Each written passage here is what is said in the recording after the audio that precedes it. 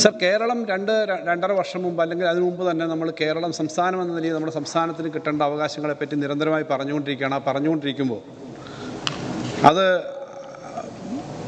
അധികപ്പറ്റാണ് നിങ്ങൾ പറയുന്നത്. അങ്ങനെയൊന്നും കേരളത്തിന് കിട്ടാനില്ല എന്നുള്ള ന്യായം പറയുന്നത് ഈ ഹൗസിനകത്ത് തന്നെ അങ്ങനെ പറയുന്നുണ്ട്. പ്രതിപക്ഷം ദൗർഭാഗ്യവശാൽ അങ്ങനെ പറഞ്ഞിരുന്നു. ഇന്ത്യയിലെ മറ്റ് സ്റ്റേറ്റുകളിനകത്ത് ഉണ്ടായിരുന്നില്ല. പക്ഷേ ഇന്നിപ്പോൾ ഇന്ത്യയിലെ സ്റ്റേറ്റുകൾ, ഓരോ സ്റ്റേറ്റുകളും ഇന്ത്യയിൽ കോപ്പറേറ്റീവ് ഫെഡറലിസം ശക്തിപ്പെടുത്തുവാൻ വേണ്ടി സെൻട്രൽ സ്റ്റേറ്റ് റിലേഷൻഷിപ്പിൽ കുറച്ചുകൂടി കാര്യമായ തുല്യമായ വിതരണം വേണം എന്നെല്ലാം പറയുന്ന കാര്യങ്ങൾ അംഗീകരിക്കുന്നുണ്ട്. അപ്പോൾ അങ്ങനൊരു സ്ഥിതിയിലാണ് നമ്മൾ നിൽക്കുന്നത്. അപ്പോൾ ഈ ഒരു പശ്ചാത്തലം നമ്മുടെ രാജ്യത്തെ ഓരോ സംസ്ഥാനങ്ങളും അവതരിപ്പിക്കുന്ന ബഡ്ജറ്റിനെ സംബന്ധിച്ചുണ്ട് എന്നുള്ളത് ഞാൻ പറയുകയാണ്. സാർ, ഇവിടെ ഈ ബഡ്ജറ്റ് സംബന്ധിച്ച് പ്രതിപക്ഷ നേതാവ് സംസാരിച്ച് അവസാനിപ്പിച്ചപ്പോൾ ഇവിടെ ഒന്നും നടക്കുന്നില്ല എന്ന് മാത്രമല്ല, ഇങ്ങനൊരു ബഡ്ജറ്റിൻ്റെ തന്നെ ആവശ്യമില്ല, ഒരു പ്രതീക്ഷയുടെയും കാര്യമില്ല എന്ന നിലയിലേക്ക് പറഞ്ഞ് അവസാനിപ്പിക്കാനാണ് അദ്ദേഹം ശ്രമിച്ചത്. എന്നാൽ ഈ ബഡ്ജറ്റിൻ്റെ ആകെയുള്ള ഒരു അവസ്ഥ നോക്കിയാൽ ഈ കണക്കുകളെ നിന്നുകൊണ്ടാണ് അദ്ദേഹം സംസാരിച്ചതെന്ന് അദ്ദേഹം പറയുകയും ചെയ്തു. സർ, ബഡ്ജറ്റ് അറ്റ് എ ഗ്ലാൻസിൽ ഈ സംസ്ഥാനത്തെ ബഡ്ജറ്റ് സംബന്ധിച്ച് കഴിഞ്ഞ 3 വർഷക്കാലത്തെ 21-22ലെയും 22-23ലെയും 23-24ലെയും അതിനുശേഷം 24-25ലെ പ്രൊജക്ഷനും അതിനു മുമ്പുള്ള 2 വർഷത്തെ അക്കൗണ്ട്സും 1 വർഷത്തെ റിവൈസ്ഡ് എസ്റ്റിമേറ്റും ഫ്യൂച്ചറും ഉള്ള സാധനങ്ങൾ കൊടുത്തിട്ടുണ്ട്. സാർ, നമ്മൾ ഓരോ വർഷവും പുറകോട്ടാണോ മുന്നോട്ടാണോ പോകുന്നതെന്ന് നമ്മുടെ ഇന്ത്യൻ ഭരണഘടന പറഞ്ഞിട്ടുള്ള ഏറ്റവും പ്രധാനപ്പെട്ട ഏജൻസിയായ AG അക്കൗണ്ടന്റ് ജനറൽ ഉൾപ്പെടെ അംഗീകരിച്ച അക്കൗണ്ടുകളാണ് സാർ ഇതിൽ കൊടുത്തിട്ടുള്ളത്.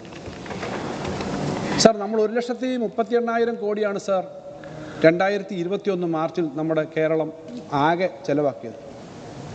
1,38,000 കോടിയിൽ നിന്ന് സാർ ഈ വർഷം അവസാനമാവുമ്പോൾ അത് 1,68,000 കോടിയാവും സാർ. 30,000 കോടി 3 വർഷം കൊണ്ട് സ്പെൻഡ് ചെയ്യുന്നു. ഇത്തരം ഒരു സാഹചര്യത്തിൽ എന്നുള്ളത് നമ്മുടെ ഇവിടുത്തെ കണക്കുകളാണ്. ഞാൻ തയ്യാറാക്കുന്നൊരു കണക്കല്ല സാർ. ഇത് ഫൈനലി ഇവിടെ തയ്യാറാക്കുന്നത് ഞാൻ പറഞ്ഞതുപോലെ അക്കൗണ്ടന്റ് ജനറലിൻ്റെ കണക്കുകൾ വെച്ചിട്ടാണ്. സാറിൻ്റെ ഏറ്റവും താഴത്തെ ഈ ബഡ്ജറ്റ് അറ്റ് എ ഗ്ലാൻസിൻ്റെ ഭാഗത്ത്, റെസീറ്റ്സിൻ്റെ ഭാഗത്ത് വരുമ്പോൾ കേന്ദ്ര ഗവൺമെൻറ്റിൽ നിന്ന് കിട്ടുന്ന ഗ്രാൻഡ് ഇൻ എയ്ഡിൻ്റെ കോളത്തിൽ 30,000 കോടി 21-22 കിട്ടിയെങ്കിൽ 11,000 കോടിയാണ് ഈ വർഷം കിട്ടിയത് എന്ന കണക്ക് കൂടി അദ്ദേഹത്തിൻ്റെ തുറന്നു പിടിച്ച കണ്ണുകൾക്ക് മുമ്പിൽ വരേണ്ടതായിരുന്നു. 20,000 കോടി 2 വർഷം കൊണ്ട് 3 വർഷം കൊണ്ട് വെട്ടിക്കുറച്ച ഇതേ റെക്കോർഡിനകത്തുള്ളതാണ് ആ വെട്ടിക്കുറവ്. സാർ, കേരളം പോലൊരു സംസ്ഥാനത്ത് ഈ തരത്തിൽ നമ്മളെ ശ്വാസം മുട്ടിക്കുന്നു എന്നുള്ളത് വ്യക്തിപരമായി നമ്മുടെ ഓരോരുത്തരുടെയും പ്രശ്നം മാത്രമല്ല, നമ്മുടെ എല്ലാം കൂടി പ്രശ്നമാണ് എന്നുള്ളതുകൊണ്ട് ഞാൻ പറയുന്നത്. സാർ, കേരളം ആകെ സാമ്പത്തിക പരിമിതിയിലും കടത്തിലും ബുദ്ധിമുട്ടിലുമാണെന്ന് പറയുന്ന കണക്കുകളുണ്ടല്ലോ. സാർ, എന്താണ് ഇന്ത്യൻ സാഹചര്യവും കേരളത്തിലെ സാഹചര്യവും നോക്കുമ്പോൾ സാർ, രാജ്യത്തിൻ്റെ ആകെ GDP 3,27,71,808 കോടിയാണ് സാർ. ഈ വർഷത്തെ, കഴിഞ്ഞ വർഷത്തെ 3 കോടിയിലധികം ആകെ GDP. സാർ, അത് കേരളത്തിന് എത്രയാ? കേരളത്തിൻ്റെ ജനസംഖ്യയെക്കാളും കൂടുതലാണ് സാർ. കേരളത്തിന് 4% കേരളത്തിൻ്റെ GSDP എന്ന് പറഞ്ഞ GDPയുടെ ഭാഗം. നമുക്ക് 13,11,437 ഏറ്റവും ഒടുവിലത്തെ കണക്കനുസരിച്ച് 4% കോടി. സാർ, രാജ്യത്തെ ആകെ ബഡ്ജറ്റ് സൈസ് 47,65,768 ഇന്ത്യ ഗവൺമെൻറ്. നമ്മുടെ ബഡ്ജറ്റ് അതിൻ്റെ 3.89% വരും. ഇന്ത്യയുടെ ആകെയുള്ള രാജ്യത്തിൻ്റെ ബഡ്ജറ്റിൻ്റെ 1,84,327 കോടിയാണ് സാർ. സാർ, രാജ്യത്ത് ആകെയുള്ള കടത്തിൻ്റെ കണക്കൂടെ നോക്കുമ്പോൾ കേരളം അങ്ങ് അധികമായി പോയി കേന്ദ്രം പറയുന്നു, മറ്റ് സംസ്ഥാനങ്ങളുടെയൊക്കെ കമ്പാരിസൺ പറയുന്നുണ്ടല്ലോ.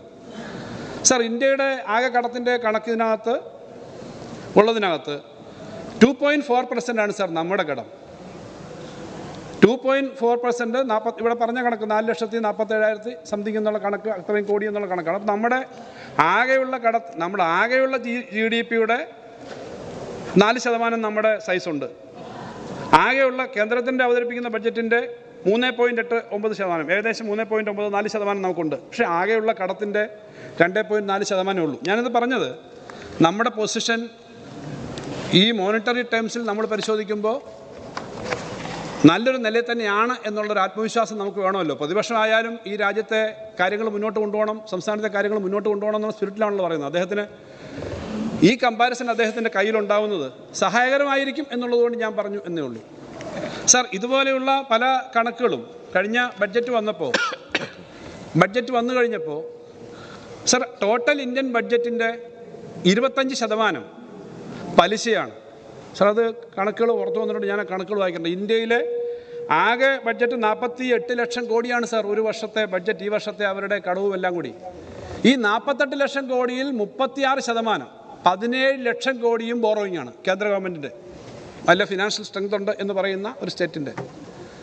സാർ, ആ 36%-ലധികം കടം എടുത്തേക്കുന്ന, ബോറോയിങ് എടുത്തേക്കുന്ന ഒരു സ്റ്റേറ്റ് ആകെ അവരുടെ 48 ലക്ഷം കോടി ചെലവിൽ 12 ലക്ഷം കോടി, ഞാനീ പറയുന്നത് പോയിന്റ് ഒഴിവാക്കി റൗണ്ട് ചെയ്ത് പറയുകയാണ്, 12 ലക്ഷം കോടി പലിശയാണ് ഓരോ വർഷം കൊടുക്കുന്ന പലിശ, 25%. കേരളത്തിൽ 15%-നടുത്താണുള്ളത്. പലിശയെ കൊടുക്കാതെ, കടമേ എടുക്കാതെ പോകണം എന്ന് പറയുന്നത് ഒരു സാമ്പത്തിക നയത്തിലും ഒരു രാജ്യത്തും ഒരു വ്യവസായമായാലും അങ്ങനെയല്ല സാർ. എല്ലാം പിന്നെ പലിശയെടുത്ത് അല്ലെങ്കിൽ കടമെടുത്ത് ഡെവലപ്മെൻറ്റ് പറ്റുന്ന, നമുക്ക് തിരിച്ചടയ്ക്കാൻ പറ്റുന്ന കടമെടുക്കണം എന്നുള്ളത് സാർ. അപ്പോൾ ഇന്ത്യയുടെ ഈ കാര്യങ്ങളിലെ കമ്പാരിസൺ വരുമ്പോൾ തന്നെ ഇന്ത്യ ഗവൺമെൻറ് മൊത്തത്തിലെടുക്കുന്ന നിലപാട്, സംസ്ഥാനത്തിൻ്റെ അവസ്ഥയെല്ലാം വ്യക്തമാവും സാർ. അതിൻ്റെ കൂടി ഒരു കാര്യം കൂടി, എല്ലാം വളരെ കീനായിട്ട് വാച്ച് ചെയ്യുന്നവരാണ് വീട്ടിലായിരിക്കുന്നത്. കേന്ദ്ര ഗവൺമെൻറ് എന്തുകൊണ്ടാണ് ഈ കടമെടുക്കുന്നത് കുറയ്ക്കുന്നതിൻ്റെ ഒരു പൊളിറ്റിക്സ് വേണ്ടത്ര നമ്മൾ ചർച്ച ചെയ്തിട്ടില്ല. അത് ഇപ്രാവശ്യം ബജറ്റ് അവതരിപ്പിച്ചുകൊണ്ട് ബഹുമാനപ്പെട്ട നിർമ്മലാ സീതാരാമൻ നമ്മുടെ പാർലമെൻറ്റിൽ യൂണിയൻ ബജറ്റ് അവതരിപ്പിച്ചുകൊണ്ട് പറഞ്ഞൊരു കാര്യമുണ്ട്. ഈ വർഷം ഞങ്ങൾ 1 ലക്ഷത്തിലധികം കോടി രൂപ ബോറോയിങ് കുറയ്ക്കും. അങ്ങനെ ആ ബോറോയിങ് കുറയ്ക്കുമ്പോൾ ആ സ്പേസ് കോർപ്പറേറ്റുകൾക്ക് എടുക്കാം. ഇവിടെ എക്കണോമിക്സ് 20 വർഷം പഠിപ്പിച്ച ഇക്കാര്യങ്ങളിലൊക്കെ ഇടപെടുന്ന അധ്യാപകരുണ്ട്, എക്കണോമിസ്റ്റ്, പിന്നെ PhD ഒക്കെ ഉള്ള ആളുകളുണ്ട് ഇവിടെ.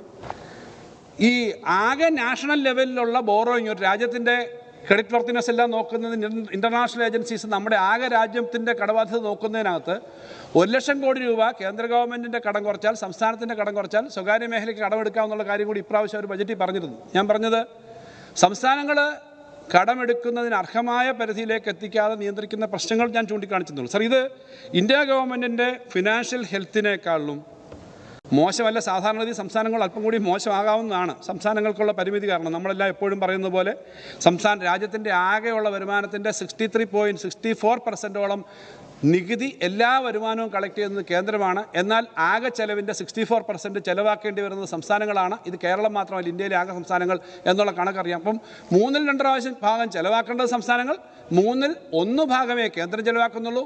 വരുമാനത്തിൻ്റെ 2/3 ഭാഗം കേന്ദ്രത്തിന് കിട്ടുന്നു എന്നുള്ളത് അക്സെപ്റ്റഡ് പ്രിൻസിപ്പിളാണ്, ഫിനാൻസ് കമ്മീഷൻസൊക്കെ അംഗീകരിച്ചാണ്. ഇതൊരു ഇൻജസ്റ്റിസാണ് സാർ.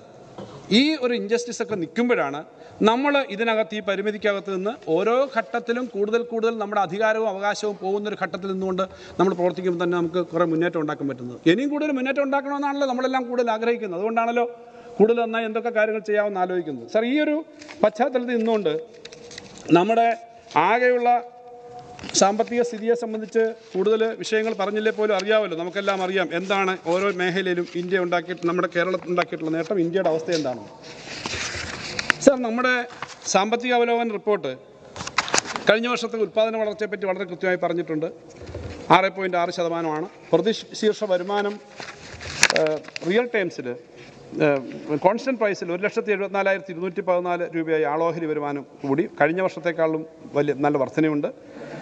ദേശീയ തലത്തിലുള്ള വരുമാന വർധനയേക്കാളും വളർച്ചയേക്കാളും നമുക്ക് വർധനയുണ്ട്. പ്രതിശീർഷ വരുമാനത്തിലും കേരളത്തിന് നല്ല വർധനയുണ്ട്. ഇതെല്ലാം ഈ റിപ്പോർട്ടിനകത്തുണ്ട് സാർ.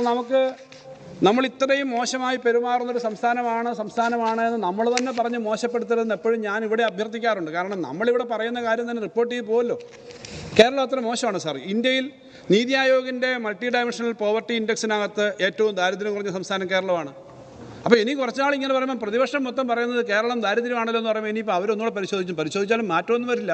കേരളം ഇന്ത്യയിൽ ഏറ്റവും മെച്ചപ്പെട്ട സ്ഥലമാണ്. നിങ്ങളുടെ പറച്ചിലും പ്രസംഗമാണ് കേൾക്കുന്നതെങ്കിൽ കേരളം ഈ പറയുന്ന റിപ്പോർട്ടൊക്കെ മോശമാണെന്ന് തോന്നുമല്ലോ. ഇത് രക്തസാക്ഷികൾ, പിന്നെ ഈ രക്തസാക്ഷികളെ എല്ലാം വിളിച്ചൊക്കെ കുറേ കാര്യങ്ങൾ പറഞ്ഞിട്ടുണ്ട്. ഞാൻ അതിലേക്ക് പിന്നീട് രക്തസാക്ഷികളും ഞങ്ങളുടെ ജീവിക്കുന്ന ഏറ്റവും ഉജ്ജ്വലരായ പോരാളികളെ പറ്റിയൊക്കെ ചേർന്ന് ചില കാര്യങ്ങൾ പറഞ്ഞിട്ടുണ്ട്. ഇത് പറയുന്നത് കേട്ട് കഴിഞ്ഞാൽ കേരളത്തിൻ്റെ ഈ നേട്ടങ്ങളെ സംബന്ധിച്ച് ഈ കണക്കുകളൊക്കെ ശരിയെല്ലാം തോന്നുന്ന തരത്തിലാണ് സാർ. അതിദരിദ്രരുടെ കണക്കെടുത്താൽ 0.44% ഉള്ളൂ. ശിശുമരണ നിരക്ക് 1000-ൽ 6 മാത്രമേ ഉള്ളൂ. ഇതൊക്കെ ഞാൻ എപ്പോഴും ആവർത്തിക്കുന്ന, ഇവിടെ ഈ പ്രസംഗങ്ങൾ പലതും വരുന്നതാണെങ്കിൽ വീണ്ടും ഒന്നുകൂടെ ആവർത്തിക്കുക. ഇതൊക്കെ ഇത്രയേറെ പറഞ്ഞിട്ടും മനസ്സിലാവാത്ത തരത്തിലേക്ക് തന്നെ അറിഞ്ഞുകൊണ്ട് പ്രതിപക്ഷം പറയുന്നതുകൊണ്ട് വീണ്ടും ആവർത്തിക്കുന്നുള്ളൂ. കാരണം ഇതൊക്കെ രേഖയിൽ വരുന്നതുകൊണ്ട് ആ രേഖയിൽ ഉണ്ടാവുന്നത് നല്ലതാണ് സാർ. അഖിലേന്ത്യാ അനുപാതത്തിൽ ഈ പല കണക്കുകളും നോക്കുമ്പോൾ മാതൃമരണ നിരക്ക് ദേശീയ തലത്തിൽ 97 പേര് മരിക്കുമ്പം 19 കേരളത്തിൽ. ആയുർദൈർഘ്യം നമുക്ക് 75, ദേശീയ ശരാശരി 70. ഇങ്ങനെ ഏത് സ്റ്റാറ്റിസ്റ്റിക്സ് എടുത്താലും കേരളത്തിൻ്റെ മുൻകൈ നമുക്ക് കാണാൻ പറ്റും. സാർ, കഴിഞ്ഞ സാമ്പത്തിക വർഷം തനത് വരുമാനത്തെ സംബന്ധിച്ച് ആണ് ഞങ്ങൾ 23%, മുഖ്യമന്ത്രിയും പറഞ്ഞത്, ഞങ്ങളൊക്കെ പറഞ്ഞു 23%. സാർ, തനത് വരുമാനം ഏതിലേക്ക് വർദ്ധിച്ചു എന്നുള്ളതാണ്. തനത് വരുമാനം എന്ന് പറഞ്ഞാൽ സെൻട്രൽ ഗവൺമെൻറ്റിൽ നിന്ന് കിട്ടുന്ന ടാക്സിൻ്റെ പെർസെൻറ്റേജും എല്ലാം ഒഴിച്ച് നമ്മുടെ വരുമാനമാണ്. ആ തനത് വരുമാനം സാർ SOTR പറഞ്ഞത്. അതിനകത്ത് 47,000 കോടിയായിരുന്നു സാർ 2021 മാർച്ചിലെ നമ്മുടെ ആകെ തനത് വരുമാനം. ലോട്ടറി ഇല്ലത്. അതിനടുത്ത വർഷം അത് 52,000 കോടിയായി സാർ. കഴിഞ്ഞ വർഷം അത് 71,000 കോടിയിലധികം, 72,000. കണക്ക് കൂട്ടി നോക്കണം. കാൽക്കുലേറ്റർ ഉണ്ടെങ്കിൽ ഇവിടെ അടിച്ചു നോക്കാം. ഈ പറഞ്ഞത് മുഖ്യമന്ത്രിയുടെ സംസാരത്തിലും ഞങ്ങളൊക്കെ പറഞ്ഞതിനകത്തും ഈ ശതമാനം തെറ്റാണോ പറഞ്ഞത്? കേരളത്തിൽ ഞങ്ങൾ പറഞ്ഞത് സ്റ്റേറ്റ് ഓൺ ടാക്സ് റവന്യൂ ആണ്. അത് നോക്കുമ്പോൾ ഈ ബഡ്ജറ്റ് ഡേറ്റയിൽ അങ്ങ് തന്നെ വായിച്ച ഇതേ പറഞ്ഞ ബഡ്ജറ്റ് ഡേറ്റയിൽ ഇതിനകത്ത് പറയുന്നല്ലോ ഓരോ വർഷത്തെയും ആകെ റവന്യൂ റെസീറ്റ്സ്, അതുപോലെ സ്റ്റേറ്റ് ഓൺ ടാക്സ് റവന്യൂ എല്ലാം ഇത് പറയുന്നുണ്ടല്ലോ. സ്റ്റേറ്റ് ഓൺ ടാക്സ് റവന്യൂവിൽ കഴിഞ്ഞ വർഷം 58,340 കോടിയാണ്. അതിന് തൊട്ട് മുമ്പത്തെ വർഷം 47,029 കോടിയാണ്. ഈ കഴിഞ്ഞ വർഷം തൊട്ട് മുമ്പത്തെ 22-23 അത് 71,968. ഈ വർഷം നമ്മൾ പ്രതീക്ഷിച്ചത് 81,000, പക്ഷേ 77,000 വരത്തുള്ളൂ. അടുത്ത വർഷം നമ്മൾ 84,000, 77,000 നിന്നാണ് 84,000 പ്രതീക്ഷിച്ചേക്കുന്നത്, അല്ലാതെ നേരത്തെയുള്ള പ്രൊജക്റ്റിൽ നിന്നല്ല. 77,000 നിന്നും 84,000 കോടി. അങ്ങ് പറഞ്ഞല്ലോ ഇത് പുറകോട്ട് പോവാണെന്ന്. പുറകോട്ട് പോവല്ല. പക്ഷെ ഒരു കാര്യം ഞാൻ പറയാൻ ആഗ്രഹിക്കുന്നു. കോവിഡ് കഴിഞ്ഞ സമയത്ത് സാധാരണഗതിയിലുണ്ടായ ആ സാമ്പത്തികമായി പുറകോട്ട് നിർത്തുന്നുള്ള ഒരു കുതിച്ചുകയറ്റത്തിൻ്റെ ആ പെർസെൻറ്റേജ് വരില്ല എന്ന് മാത്രമല്ല, ഇന്ത്യയിലാകെ ഭയക്കുന്നൊരു സ്ഥിതിയുണ്ട്. ഒരു എക്കണോമിയിലൊരു ചെറിയ സ്ലോ ഡൗൺ ഉണ്ട്. ചെറിയൊരു സ്ലോ ഡൗൺ അല്ല, എല്ലാ സംസ്ഥാനങ്ങളും എടുത്താലും. ഈ വർഷം ജനുവരി മാസത്തിലാണ് ഓട്ടോമൊബൈലിൽ സെയിൽ കൂടിയിട്ടുള്ളത്. ഇന്നത്തെ പത്രം നിങ്ങൾ വായിച്ചു കാണും. അപ്പോൾ സെയില് മറ്റു പല മേഖലയിലും സെയിൽസ് അത്രയും വന്നിട്ടില്ല. ഓരോ മേഖല എടുത്താൽ അറിയാം. സിമൻറ്റിൻ്റെ വില സാർ എത്രയോ നാളിന് ശേഷമാണ് കേരളത്തിൽ 100 രൂപ കുറഞ്ഞത്. കേരളത്തിലല്ല, ഇന്ത്യയിലാകെ ഒരു ചാക്കിന് 100 രൂപയിലെടുത്തും കുറഞ്ഞു എന്ന് പറഞ്ഞാൽ ഒരു നിർമ്മാണ മേഖലയിൽ കുറച്ച് കുറവുണ്ട്, മറ്റു മേഖലകളിൽ കുറവുണ്ട്, ഓട്ടോമൊബൈൽ മറ്റു മേഖലയൊക്കെ എടുക്കുമ്പോൾ. സാർ, ഇത് ലോകത്താകെയുള്ളൊരു അന്തരീക്ഷമാണ്. ഞാൻ ആ അന്തരീക്ഷത്തെ പറ്റി പറയേണ്ട കാര്യമില്ലല്ലോ. ലോകത്ത് ഗൾഫ് മേഖലയിലും റഷ്യൻ മേഖലയിൽ ഉക്രൈൻ റഷ്യ, അതുപോലെ പാലസ്തീൻ്റെ നേരെ നടക്കുന്ന ആക്രമണങ്ങൾ, ഇത്തരം കാര്യങ്ങളൊക്കെ ലോകത്തുണ്ടാക്കുന്ന അവസ്ഥയുണ്ട്. ലോകത്താകെയുള്ള പെട്രോളിയം കൊണ്ടുപോകുന്ന കണ്ടെയ്നർ ഷിപ്പുകൾ ആകെ നിയന്ത്രിക്കുന്ന കമ്പനികളിൽ 70% കമ്പനികളുടെ ഓണർഷിപ്പുള്ള കമ്പനികൾ പറയുന്നത് ഇനിമേലാൽ ഗൾഫിൽ കൂടി ഈ ഷിപ്പുകൾ കൊണ്ടുപോകരുത്. കാരണം അവിടെയൊക്കെ ഈ ആക്രമണങ്ങൾ പലതും വരുന്നതിനെ പറ്റി നമ്മൾ വായിക്കുന്നുണ്ടല്ലോ. ഇന്ത്യൻ പട്ടാളം തന്നെ പോയിട്ട് ചില കപ്പലുകളെ മോചിപ്പിച്ച കാര്യമൊക്കെ. സർ, അങ്ങനൊരു അന്തരീക്ഷം, യുദ്ധത്തിൻ്റെ അന്തരീക്ഷം, എക്കണോമിയുടെ തടസ്സത്തിന് ഒരു സ്ലോ ഡൗണിൻ്റെ പ്രശ്നം, ആ കാര്യം കൂടി അഡ്രസ്സ് ചെയ്യണം നമുക്ക് പറ്റുന്നത്ര എന്ന് ഈ ബഡ്ജറ്റിൽ പറഞ്ഞിട്ടുണ്ട്. അവിടെയാണ് പറഞ്ഞത് നമുക്ക് നിർമ്മാണ മേഖലയിലും മറ്റു മേഖലയിലും നമ്മുടെ എക്കണോമി സജീവമാക്കണം. ഇതോടെല്ലാം കണ്ടുകൊണ്ട് ഒരു ബഡ്ജറ്റ് നമ്മൾ സാധാരണ ചർച്ച ചെയ്യേണ്ടത്. കേരളം, ഇന്ത്യ എന്ന് പറയുന്ന ഒരു വലിയ രാജ്യത്ത് ഒരു ചെറിയ പ്രദേശമാണ്. 4% GDP-യും GSDP-യും 3% വരുന്ന ജനസംഖ്യയെല്ലാം ഉള്ള ഈ പ്രദേശം ലോകത്തെ വളരെ ചെറിയൊരു പ്രദേശമാണ് ലോകമാകെ എടുക്കുമ്പോൾ. പക്ഷേ നമുക്ക് നമ്മുടേതായ കാര്യങ്ങൾ ചെയ്ത് മുന്നോട്ട് പോകണം എന്നുള്ള കാഴ്ചപ്പാട് ഇത് വെച്ചിട്ടുണ്ട് സർ. ഇതിനകത്ത് സാമ്പത്തിക കാര്യങ്ങളിൽ ഞാൻ മറ്റു കാര്യങ്ങൾ പറയുന്നില്ല. ഇതിനകത്ത് ആകെയുള്ള കടത്തിൻ്റെ കണക്കുകൾ ഇതിനകത്തുണ്ട്. ആകെയുള്ള കടത്തിൻ്റെ കണക്കെടുത്താൽ തന്നെ നമ്മൾ 38%, കോവിഡ് സമയത്ത് 38%, ആകെ നമ്മുടെ GSDP-യുടെ 38%-ലേക്ക് നമ്മുടെ ആകെ കടം പോയിരുന്നു. അവിടുന്ന് കുറഞ്ഞ് 34-നടുത്തേക്ക് ഇപ്പോൾ വന്നിട്ടുണ്ട് സർ. ആ ഓരോ മേഖലയിലും നമുക്കങ്ങനെ സാമ്പത്തിക രംഗത്തെ കാര്യങ്ങൾ നോക്കുമ്പോൾ മുന്നോട്ട് വരാൻ കഴിഞ്ഞിട്ടുണ്ട് എന്നുള്ളതിനകത്ത് കാണുന്നുണ്ട് സർ. ഇതിൻ്റെ ഭാഗമായിട്ടാണ് നമുക്ക് ഓരോ മേഖലയിലും ടൂറിസത്തിൻ്റെ കാര്യത്തിൽ അന്തർദേശീയ അവാർഡ്, ആരോഗ്യ മേഖലയിൽ ദേശീയമായിട്ടുള്ള അംഗീകാരം, അങ്ങനെ ഓരോ മേഖലയിലും നമുക്ക് കിട്ടിക്കൊണ്ടിരിക്കുന്നത്. അത് സ്കൂൾ വിദ്യാഭ്യാസത്തിൻ്റെ കാര്യത്തിൽ നമുക്കുള്ള നേട്ടങ്ങൾ, ഈ നേട്ടങ്ങളൊക്കെ നമുക്ക് നേടാൻ കഴിഞ്ഞു. ഇവിടെ ഒരു കാര്യം ഞാൻ പറയാൻ ആഗ്രഹിക്കുന്നു സർ. ഞാൻ നേരത്തെ ഇവിടെ തന്നെ ഈ വേദിയിൽ തന്നെ പറഞ്ഞിട്ടുണ്ടെന്നാണ് ഒരു വിശ്വാസം. ഇന്ത്യയിലെ ഒരു പ്രമുഖമായ സ്റ്റേറ്റിലെ ധനകാര്യമന്ത്രി GST കൗൺസിലിൽ പോയിട്ട് വരുമ്പോൾ എന്നോട് പറഞ്ഞു, I have 27,000 crores as surplus in my treasury. പക്ഷേ ആ സ്റ്റേറ്റിലാണ് ഇന്ത്യയിലെ ഏറ്റവും കൂടുതൽ പട്ടിണി മരണം ഉണ്ടായിട്ടുള്ളത്, ആദിവാസി മേഖലയിൽ. അതിനെ സംബന്ധിച്ച് വളരെ പ്രശസ്തമായ പുസ്തകം സായിനാഥിൻ്റെ, പ്രശസ്തനായ പത്രപ്രവർത്തകൻ സായിനാഥിൻ്റെ പുസ്തകം എഴുതിയിട്ടുണ്ട് ഡ്രൗട്ടിനെ പറ്റി. 27,000 കോടി ട്രഷറി കിടക്കുന്നുണ്ട് ചിലവാക്കാതെ. ഏറ്റവും വലിയ നോൺ ടാക്സ് വരുമാനമുള്ള മൈനുകളേറെയുള്ള സ്ഥലമാണ്. ഇവിടെ ആ പണം ട്രഷറിയിൽ അങ്ങനെ കാലിയായിട്ട് കിടക്കുകയല്ല. ഇവിടെ 10,000 കണക്കിന് ആളുകൾക്ക് 10,000-കണക്കിനല്ല, ഇനിയൊരു 3 ലക്ഷം പേർക്ക് കൂടെ വീട് കിട്ടിയാൽ മുഴുവൻ ആൾക്കും വീടുള്ള ഇന്ത്യയിലെ എന്നല്ല ലോകത്തെ ഒരു വളരെ പ്രത്യേകതയുള്ള സ്ഥലമാവും. 5 ലക്ഷം പേർക്ക് വീട് ഇപ്പോൾ കൊടുക്കും. ലൈഫിൻ്റെ മാർച്ചിൽ 5 ലക്ഷം പേർക്ക് വീട് നേരത്തെ ലൈഫ് പറഞ്ഞ അനുസരിച്ച് കൊടുക്കും. സാർ, മുഴുവൻ ആൾക്കും വീട് കൊടുക്കുക എന്ന് പറയുന്നത് സാധാരണ ഒരു കാര്യമാണോ? അപ്പോൾ മുഴുവൻ ആൾക്കും വീട് കൊടുക്കാൻ വേണ്ടി ശ്രമിക്കുകയാണ്. കുറച്ച് പേർക്ക് കൂടെ കൊടുക്കാനുണ്ട്. ഭക്ഷ്യ മേഖല, പിന്നെ അതിദാരിദ്ര്യത്തിൻ്റെ മേഖലയിൽ നിന്ന് അടുത്ത നവംബറോടുകൂടി അതിദരിദ്രനായ ഒരാൾ പോലും ഇല്ലാതാവുന്ന ശ്രമം നടക്കും. സാർ, അതിനു വേണ്ടിയിട്ട് നമുക്ക് കടമെടുക്കേണ്ടി വരും. അത് കടമാകെ ഏറ്റവും പ്രധാന അജണ്ടയല്ല. ഇന്ത്യ ഗവൺമെൻറ് പറയുന്നതല്ലാതെ ₹1 നമുക്ക് എടുക്കാൻ പറ്റില്ല. അപ്പോൾ ആ നേട്ടങ്ങൾ നമുക്കുണ്ടായിട്ടുണ്ട് എന്നുള്ളത് നമ്മൾ എടുത്തു കാണണം. ഇതിനകത്ത് ഇവിടെ പറഞ്ഞു ഓരോ മേഖലയിലും പണം. ഇന്നത്തെ പത്രത്തിൽ ഇവിടെ രാവിലെ ഉണ്ടായിരുന്നല്ലോ കാർഷിക മേഖലയെ പറ്റി, ഇന്നലെ ഉണ്ടായിരുന്നല്ലോ സിവിൽ സപ്ലൈസിൻ്റെ കാര്യം പറഞ്ഞ്. ഇന്ത്യയിൽ ഏറ്റവും വിലക്കുറവുള്ള ഭക്ഷ്യധാന്യങ്ങൾക്ക് വിലക്കുറവുള്ള സംസ്ഥാനം കേരളമാണ്. ഇന്ത്യയിൽ ഈ കാര്യങ്ങളെല്ലാം ഉൽപ്പാദിപ്പിക്കുന്നില്ല. അരി ഉൾപ്പെടെ കുറേ പുറത്തുനിന്ന് വരേണ്ടതാണ്. മറ്റു ഭക്ഷ്യസാധനങ്ങൾ പുറത്തുനിന്ന് വരുന്നതാണ്. പഞ്ചസാര മഹാരാഷ്ട്രയിൽ നിന്നായിരിക്കും കൂടുതൽ വരിക. ഇന്ത്യയിലെ മറ്റ് സംസ്ഥാനങ്ങളിൽ നിന്ന് ഭക്ഷ്യസാധനങ്ങൾ വരുന്ന കേരളത്തിൽ ഇന്ത്യയിൽ ഏറ്റവും കുറഞ്ഞ വിലക്കയറ്റമേ ഉള്ളൂ, വിലയുള്ളൂ എന്ന് പറഞ്ഞാൽ അതിൻ്റെ അർത്ഥം എന്താണ് സാർ? അതിൻ്റെ അർത്ഥം കേരളത്തിൽ ഈ കാര്യത്തിനകത്തൊക്കെ നല്ലതുപോലെ ഇടപെടാൻ പറ്റുന്നുണ്ട്. ഇനിയും അത് മെച്ചപ്പെടുത്തണം. സപ്ലൈകോയുടെ കാര്യം ഞാൻ പറയാം. സപ്ലൈകോയുടെ കാര്യം ഉൾപ്പെടെ ഇവിടെ പറഞ്ഞ വലിയ വിഷമത്തോടു കൂടി പറഞ്ഞല്ലോ ചില ആളുകൾ, ആത്മാർത്ഥമായിട്ടും അല്ലാതെയും പറഞ്ഞ ആളുകളുണ്ടല്ലോ. ഇതിനകത്തൊരു കാര്യങ്ങളൊന്ന് കലക്ക വെള്ളത്തിൽ ഇച്ചിരി മീൻ പിടിച്ച് കളയാം എന്ന് പറഞ്ഞ ചില ചർച്ചകളുമുണ്ട്. ഏതായാലും ഞാൻ അതിലേക്ക് വരാം സാർ. ഇത് അത് കഴിഞ്ഞ് KSRTC സാർ, KSRTC പെൻഷനെ പറ്റി പറഞ്ഞു, KSRTCയുടെ ശമ്പളത്തെ പറ്റി പറഞ്ഞു. KSRTC പെൻഷൻ കിട്ടാതെ തൊഴിലാളികൾ ആത്മഹത്യ ചെയ്ത് 7 വർഷം മുമ്പ്, 7.5 വർഷം മുമ്പ് അല്ലെങ്കിൽ 8 വർഷം മുമ്പ് പറഞ്ഞ കാര്യം ഇപ്പോൾ പറയണമെന്നാണ് ചോദിക്കുന്നത്. സാർ, 8 വർഷം മുമ്പ് ഉള്ള കാര്യവും പറയണം. സാർ, രാവിലെ സംസാരിച്ചപ്പോൾ അങ്ങ് പ്രതിപക്ഷ നേതാവ് സംസാരിച്ചപ്പോൾ ഇവിടെ ഞങ്ങൾ ഒരു കാര്യം ചോദിക്കാൻ നോക്കി, പിന്നെ അന്നേരം പറയാൻ പറ്റിയില്ല. സാർ, 3.5 ലക്ഷം ആളുകൾ കർഷകർ ആത്മഹത്യ ചെയ്ത് ഏത് കാലത്താണ് ഇന്ത്യയിൽ? 3.5 ലക്ഷം ആളുകൾ ആത്മഹത്യ ചെയ്തത് കോൺഗ്രസിൻ്റെ ഗവൺമെൻറ്, അന്ന് BJP ഗവൺമെൻറ് അല്ലല്ലോ. പിന്നീട് വന്ന മൻമോഹൻ സിംഗിൻ്റെ ഗവൺമെൻറ്റിൻ്റെ കാലത്ത് തൊഴിലുറപ്പ് പദ്ധതി ഇടതുപക്ഷം കൂടി പിന്തുണച്ച് ഉണ്ടായൊരു ഗവൺമെൻറ്. ഇടതുപക്ഷം പിന്തുണച്ചുകൊണ്ട് ആ ഗവൺമെൻറ് നിന്നേന്ന് തോന്നുന്നുണ്ടോ? അവസാനം ആ ഗവൺമെൻറ്റിനെ താഴെ ഇറക്കി ആ ഗവൺമെൻറ്റിന് ഞങ്ങൾ അവിശ്വാസം കൊണ്ടുവന്നപ്പോൾ പിന്നെ അത് തുടർന്നത് പരോക്ഷമായി BJPയുടെ കൂടെ വോട്ട് കൊണ്ടാണെന്നോ സംശയമില്ലാത്ത കാര്യമല്ലേ? അമേരിക്കൻ കരാറുമായി ബന്ധപ്പെട്ട കാര്യത്തിന് ആ കരാറിന് ഞങ്ങൾ ആ ഗവൺമെൻറ്റിന് പിന്തുണ കൊടുത്തപ്പോൾ പറഞ്ഞ കാര്യം തൊഴിലുറപ്പ് പദ്ധതി പോലുള്ള പദ്ധതികൾ വേണമെന്നുള്ളതാണ്. ആ കാര്യങ്ങൾ മറന്നുകൊണ്ട് ഇവിടെ സംസാരിക്കരുത്. കാരണം ഇവിടെ കഴിഞ്ഞ 8 വർഷക്കാലമായി കേരളത്തിൽ ഈ കാര്യമുള്ളപ്പോൾ നേരത്തെ KSRTC എന്തായിരുന്നു പെൻഷൻ്റെ അവസ്ഥ, എത്രയാണ് അവിടെ മരണം നടന്നു തുടങ്ങി അറിയാമല്ലോ. ഇപ്പോൾ KSRTCയെ സംരക്ഷിക്കുന്നില്ല. KSRTC യൂണിയൻ്റെ പ്രമുഖ നേതാക്കന്മാർ ഇതിനകത്ത് ആ സൈഡിലും ഈ സൈഡിലും ഇരിപ്പുണ്ട്.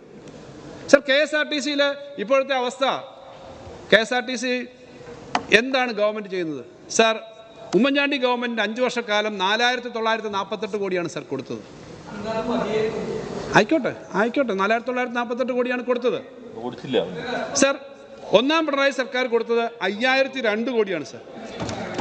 5,002 കോടി സാർ. ഈ സർക്കാർ വന്ന സമയത്ത് സാർ ഞാൻ പറഞ്ഞത് ഈ 4,000 ജില്ലാനെ അല്ല കേട്ടോ. UDF സർക്കാർ 5 വർഷം കൊണ്ട് കൊടുത്തത് 1,464. ഒന്നാം പിണറായി സർക്കാർ കൊടുത്തത് 5,002 കോടി. ഇപ്പോൾ ഈ സർക്കാർ വന്നതിന് ശേഷം 4,948 കോടി കൊടുത്തു. ശ്രീ വിൻസെൻ്റ് ഉൾപ്പെടെ അത് തർക്കിക്കുമെന്ന് ഞാൻ കരുതുന്നില്ല. അദ്ദേഹം യൂണിയൻ്റെ ഇവിടെ കാണുന്നില്ല, നേതാവാണ്. അപ്പോൾ ഈ കാര്യത്തിനകത്ത് LDF സർക്കാർ 2 LDF സർക്കാരായിട്ട് 8 വർഷം ആവുന്നേ ഉള്ളൂ. 9,950 കോടി കൊടുത്തു സാർ. ഇത്രയും പണം കൊടുത്താണ്. ആ 900 കോടിയാണ് സാർ ബഡ്ജറ്റ് വെക്കുന്നത്. ഇവിടെ അങ്ങ് പറഞ്ഞല്ലോ, അങ്ങല്ല ചർച്ച പറഞ്ഞല്ലോ, 900 കോടി ബഡ്ജറ്റിൽ വെക്കുമ്പോഴാണ് ശരാശരി 2,000 കോടിയിലധികം കൊടുക്കുന്നത്. അപ്പോൾ ഇങ്ങനെ കൊടുത്തിട്ട് ഓരോ മേഖല എടുത്താലും സാർ, ക്ഷേമ പെൻഷൻ്റെ കാര്യം പറഞ്ഞു, ക്ഷേമ പെൻഷനെ പറ്റി ഏറെ കാര്യം പറഞ്ഞു. ക്ഷേമ പെൻഷൻ്റെ കാര്യത്തിനകത്ത് ബഡ്ജറ്റിനകത്ത് ഒരു പാരഗ്രാഫ് വെച്ച് ക്ഷേമ പെൻഷൻ നമുക്ക് ഇപ്പോൾ ഉള്ളത് കൃത്യമായി കൊടുക്കുക. ഞങ്ങളുടെ ആഗ്രഹം, ഞങ്ങൾ മാനിഫെസ്റ്റോയിൽ പറഞ്ഞതൊന്നും മാറുന്നില്ല സാർ. പക്ഷെ മാനിഫെസ്റ്റോയിൽ പറഞ്ഞതിന് ശേഷം എന്തും വേണ്ടി മാറ്റം വന്നു. കേന്ദ്ര ഗവൺമെൻറ് എത്ര പണം കട്ട് ചെയ്തു? എല്ലാ മേഖലയും ബാധിക്കുകയല്ലേ സാർ. സാമ്പത്തികമായി ബന്ധപ്പെട്ടിട്ടുള്ള എല്ലാ മേഖലയിലും, സഹകരണ മേഖലയിൽ ഉൾപ്പെടെ എങ്ങനെയാണ് കേന്ദ്ര ഗവൺമെൻറ് ഇടപെടുന്നതെന്നുള്ള അറിയാമല്ലോ സാർ. നേരത്തെ സഹകരണ മേഖലയിൽ കേന്ദ്ര ഗവൺമെൻറ്റിന് നിയമമുണ്ടോ? സംസ്ഥാനത്തിൻ്റെ ആണോ? സംസ്ഥാനത്തിൻ്റെ അവകാശമല്ലായിരുന്നോ? അല്ലെങ്കിൽ സ്റ്റേറ്റ് ലിസ്റ്റിലല്ലായിരുന്നോ സഹകരണം? ഇന്നിപ്പോൾ കേന്ദ്ര ഗവൺമെൻറ് ആ മേഖലയിൽ ഉൾപ്പെടെ കയറി ഇടപെടുന്നു. എന്നാലും ക്ഷേമ പെൻഷന് കഴിഞ്ഞ 5 വർഷം കൊണ്ട് എത്രയാണ് LDF സർക്കാർ ചെയ്തത്? UDF സർക്കാർ എത്ര സാർ ചെയ്തത്? 5 വർഷം കൊണ്ട് 9,011 കോടി രൂപ. അന്നത്രയും മതിയായിരുന്നു, 9,011 കോടി. ഞാൻ അതിന് തർക്കമില്ല, 9,011 ഉള്ളൂ സാർ. ഇപ്പോഴത്തെ 2.5 വർഷക്കാലത്തെ സർക്കാർ, 2.5 വർഷം 3 വർഷം ആവുന്നുള്ളൂ, 3 വർഷം ആവാൻ ഇനി 2-3 മാസം ഉണ്ടല്ലോ. ഈ സർക്കാർ ഇതുവരെ 2-3 മാസത്തെ കുടിശ്ശികയുണ്ട്, അതോടെ ചേർത്തിട്ടാണ് ബാക്കി കൊടുത്ത ഞാൻ പറഞ്ഞു. ഈ സർക്കാർ ഇതുവരെ 23,958 കോടി രൂപ നൽകി സാർ. 7.5 വർഷം കൊണ്ട് ഈ ഒന്നാം പിണറായി സർക്കാരും 2ാം പിണറായി സർക്കാരുമായിട്ട് ഞങ്ങൾ കൊടുത്തത് 57,000 കോടി രൂപയാണ് സാർ. ഇവിടെ ഈ പുതിയ it's a extreme right wing budget എന്നൊക്കെ പറഞ്ഞല്ലോ, അങ്ങ് പറഞ്ഞു ഇത് എക്സ്ട്രീം റൈറ്റ് വിങ് പോളിസീസാണ് sir. Extreme right wing policies എന്ന് പറഞ്ഞാൽ ഈ 57,000 കൊടുക്കുന്നത് കുറയ്ക്കുവോ നിർത്തുകയോ ചെയ്താൽ ഈ പ്രശ്നം വല്ലതും ഉണ്ട് സാർ. പക്ഷെ ഞങ്ങൾ കൊടുക്കുന്നത് കുറയ്ക്കാൻ ഉദ്ദേശിക്കുന്നില്ല, ഞങ്ങൾ കൊടുക്കാൻ തന്നെയാണ് തീരുമാനിച്ചത്.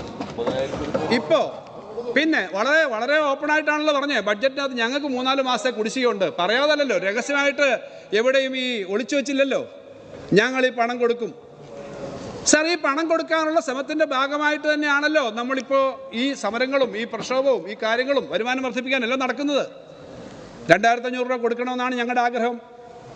അതിലേക്ക് എത്തണമെങ്കിൽ കിട്ടാനുള്ളത് കിട്ടിയാൽ മതി സാർ, വേറൊന്നും വേണ്ട, കണക്കുകൾ ആവർത്തിക്കേണ്ട. കിട്ടാനുള്ളത് അങ്ങും പറയുന്നുണ്ട് 1.9% അല്ല കേരളത്തിന് തരേണ്ടത്, നേരത്തെ ഉള്ള 3.8 തരണോ എന്നുള്ള കാര്യത്തിൽ ചിലപ്പോൾ തർക്കം കാണും സാർ. അങ്ങ് വേറൊരു ഇടയ്ക്കുള്ളൊരു അക്കം അംഗീകരിക്കുക, 3 പറ, അല്ലെ 3.25 പറ, എന്നാൽ പോലും 12,000 കോടി ഒരു വർഷം അധികം വരത്തില്ലേ സാർ? ഇന്ത്യയിൽ നമ്മുടെ അതേ പോപ്പുലേഷനുള്ള, നമ്മളെക്കാളും പോപ്പുലേഷൻ കുറവുള്ള സ്റ്റേറ്റുകൾക്ക് ഇതിൽ കൂടുതൽ കിട്ടുന്നുണ്ടല്ലോ. ഞാൻ പിന്നെ സ്റ്റേറ്റുകൾ ഒറീസ എടുത്തു കഴിഞ്ഞാൽ, ജാർഖണ്ഡ് എടുത്തു കഴിഞ്ഞാൽ, ആസാം എടുത്തു കഴിഞ്ഞാൽ, ഈ സ്റ്റേറ്റുകളൊക്കെ, ജാർഖണ്ഡൊക്കെ നമ്മളെക്കാളും പോപ്പുലേഷൻ കുറവാണ് സാർ. അവിടെയൊക്കെ നമ്മളെക്കാളും കൂടുതൽ കൊടുക്കുന്നില്ലേ? നമുക്കിപ്പോൾ പുതുതായിട്ട് വന്ന ക്രൈറ്റീരിയ പലതുകൊണ്ട് നമ്മുടെ ജനസംഖ്യയുടെ ഒന്ന് മാനദണ്ഡം. രണ്ടാമത്തെ കാര്യം, കഴിഞ്ഞ ദിവസം ഒരു ഡൽഹിയിലെ ഇതുപോലെ പോളിസി സ്റ്റഡീസിൽ പ്രവർത്തിക്കുന്ന ഒരു എക്കണോമിസ്റ്റ് ഇവിടെ ഒരു ചർച്ചയിൽ അവർ പറയുന്നുണ്ടായിരുന്നു, ഈ 45% നിങ്ങളുടെ പൊതുവിലുള്ള നിങ്ങളുടെ ഈ ആളോഹരി വരുമാനം വർധന വന്നു കഴിഞ്ഞാൽ 45% അതിലാണ് വെയിറ്റേജ്. അപ്പോൾ നോക്കുമ്പോൾ നമ്മുടെ ആളോഹരി വരുമാനം ഇന്ത്യയിലെ 5 പ്രധാനപ്പെട്ട സംസ്ഥാനങ്ങളിലൊന്നാണ്. ആളോഹരി വരുമാനം കൂടുതലാണ്, അതുകൊണ്ട് നിങ്ങൾക്ക് അത്ര വേണ്ട. പിന്നെ ശുചിമുറിയുണ്ടോ, ശൗചാലയം ഉണ്ടോ എല്ലാ വീട്ടിലും? ഇവിടെ ഇപ്പോൾ ഏതെങ്കിലും വീട്ടിൽ വേണോ? 30 വർഷം മുമ്പുള്ള കാര്യമല്ലല്ലോ ഇപ്പോൾ, നമുക്ക് എല്ലായിടത്തും ഉണ്ട്, വീടുണ്ട്, സൗകര്യങ്ങളുണ്ട്, സ്കൂളുണ്ട് സാർ. അത് കാരണം നമുക്ക് വെട്ടിക്കുറച്ച് കൊണ്ടുവന്ന ഈ കാര്യം മാത്രം വന്നാൽ നമുക്കിതിനകത്ത് കളക്റ്റീവായിട്ട് ഒരു കാര്യത്തിൽ ചോദിച്ചുകൂടെ സാർ? ഇന്നിപ്പോൾ ഇതിനകത്ത് വെച്ച് വേണ്ട. കേരളത്തിൻ്റെ സവിശേഷമായ പ്രശ്നങ്ങൾ എന്തൊക്കെയാണ്? ഒന്നാമത്തെ വിഷയം, ഇന്ത്യയിലെ മറ്റ് സംസ്ഥാനങ്ങളെക്കാളും നോക്കിയാൽ നമ്മുടെ ജീറിയാട്രിക് ഇഷ്യൂ ആണ്. 60 വയസ്സ് കഴിഞ്ഞ ആളുകൾ അതിവേഗം 20%-ലേക്ക് എത്തും കേരളത്തിലെ ജനസംഖ്യയുടെ. അവർക്ക് വേണ്ടി പ്രത്യേക സൗകര്യങ്ങൾ വേണം. നമ്മുടെ സെക്കൻഡ് ജനറേഷൻ ഇഷ്യൂസ് വേറെ പലതുമുണ്ട് സാർ. ഞങ്ങൾ അടുത്ത ധനകാര്യ കമ്മീഷനെ സംബന്ധിച്ചുള്ള ചർച്ചകളുടെ പ്രാഥമികമായ പ്രവർത്തനങ്ങൾ ആരംഭിച്ചു കഴിഞ്ഞു. 16ാം ധനകാര്യ കമ്മീഷൻ ഇപ്പോഴും 2 വർഷം കഴിഞ്ഞിട്ട് അതിൻ്റെ അവാർഡ് വരത്തുള്ളൂ, പക്ഷേ ഇപ്പോഴേ തുടങ്ങണം. എന്താ അതിലൊന്ന്? അങ്ങ് പറഞ്ഞൊരു കാര്യമുണ്ട്, നാഷണൽ ഹൈവേക്ക് സ്ഥലം എടുക്കുമ്പോൾ ഉള്ള വിലയുടെ പ്രശ്നമുണ്ടല്ലോ. ഏതൊരു പ്രൊജക്റ്റ് എടുക്കണമെങ്കിലും വിലയുടെ പ്രശ്നമുണ്ട്. എന്ന് പറഞ്ഞാലും കേരളത്തിൽ ഭൂമി വില കൂടുതലാണ്. അത് 3 ഇരട്ടി കൊടുക്കണം നമ്മുടെ ഈ പുതിയ നിയമമൊക്കെ അനുസരിച്ച് സാർ. 1 സെൻറ്റ് എടുക്കണമെങ്കിൽ മറ്റൊരു സ്ഥലത്ത്, ഇന്ത്യയിലെ വേറൊരു സംസ്ഥാനത്ത്, പ്രത്യേകിച്ച് നോർത്ത് ഇന്ത്യൻ സംസ്ഥാനങ്ങളിൽ 1 സെൻറ്റിന് 1000 രൂപ പോലും വേണ്ട സാർ, അതിനും കുറവാണ്. ഗൾഫിൽ പണ്ട് പോയിട്ട് ഇവിടുന്ന് ആളുകൾ പോകുന്ന പോലെ മറ്റു സ്റ്റേറ്റിൽ നിന്ന് ഇവിടെ വന്ന് ജോലി ചെയ്തിട്ട് ഒരു വർഷത്തെ മിച്ചം കൊണ്ട് അവർ 2-3 ഏക്കറാണ് മേടിക്കുന്നത് അതേ സ്ഥലത്ത്. അതാണ് വിലയുടെ സ്ഥിതി സാർ. അങ്ങനെ ആ ഭൂമിയുടെ വില ഇത്രയും കൂടുതലുണ്ടെന്ന്. 2, നമ്മുടെ കൂലി, മിനിമം കൂലി തന്നെ ഇന്ത്യൻ റേറ്റ് അനുസരിച്ച് 3 ടൈംസ് ആണ് സാർ. ഇത് വെയിറ്റേജ് വരുന്നില്ല. ഇതോടെ വരുവാണെങ്കിൽ നമുക്ക് കുറച്ചുകൂടെ പണം വരും. അപ്പോൾ നമുക്ക് ഇങ്ങനെ കിട്ടേണ്ട പണം പലതും കിട്ടുന്നില്ല, നമ്മുടെ വെട്ടിക്കുറച്ചു. എന്നിട്ടും നമ്മൾ ഈ കാര്യം ചെയ്യണം സാർ.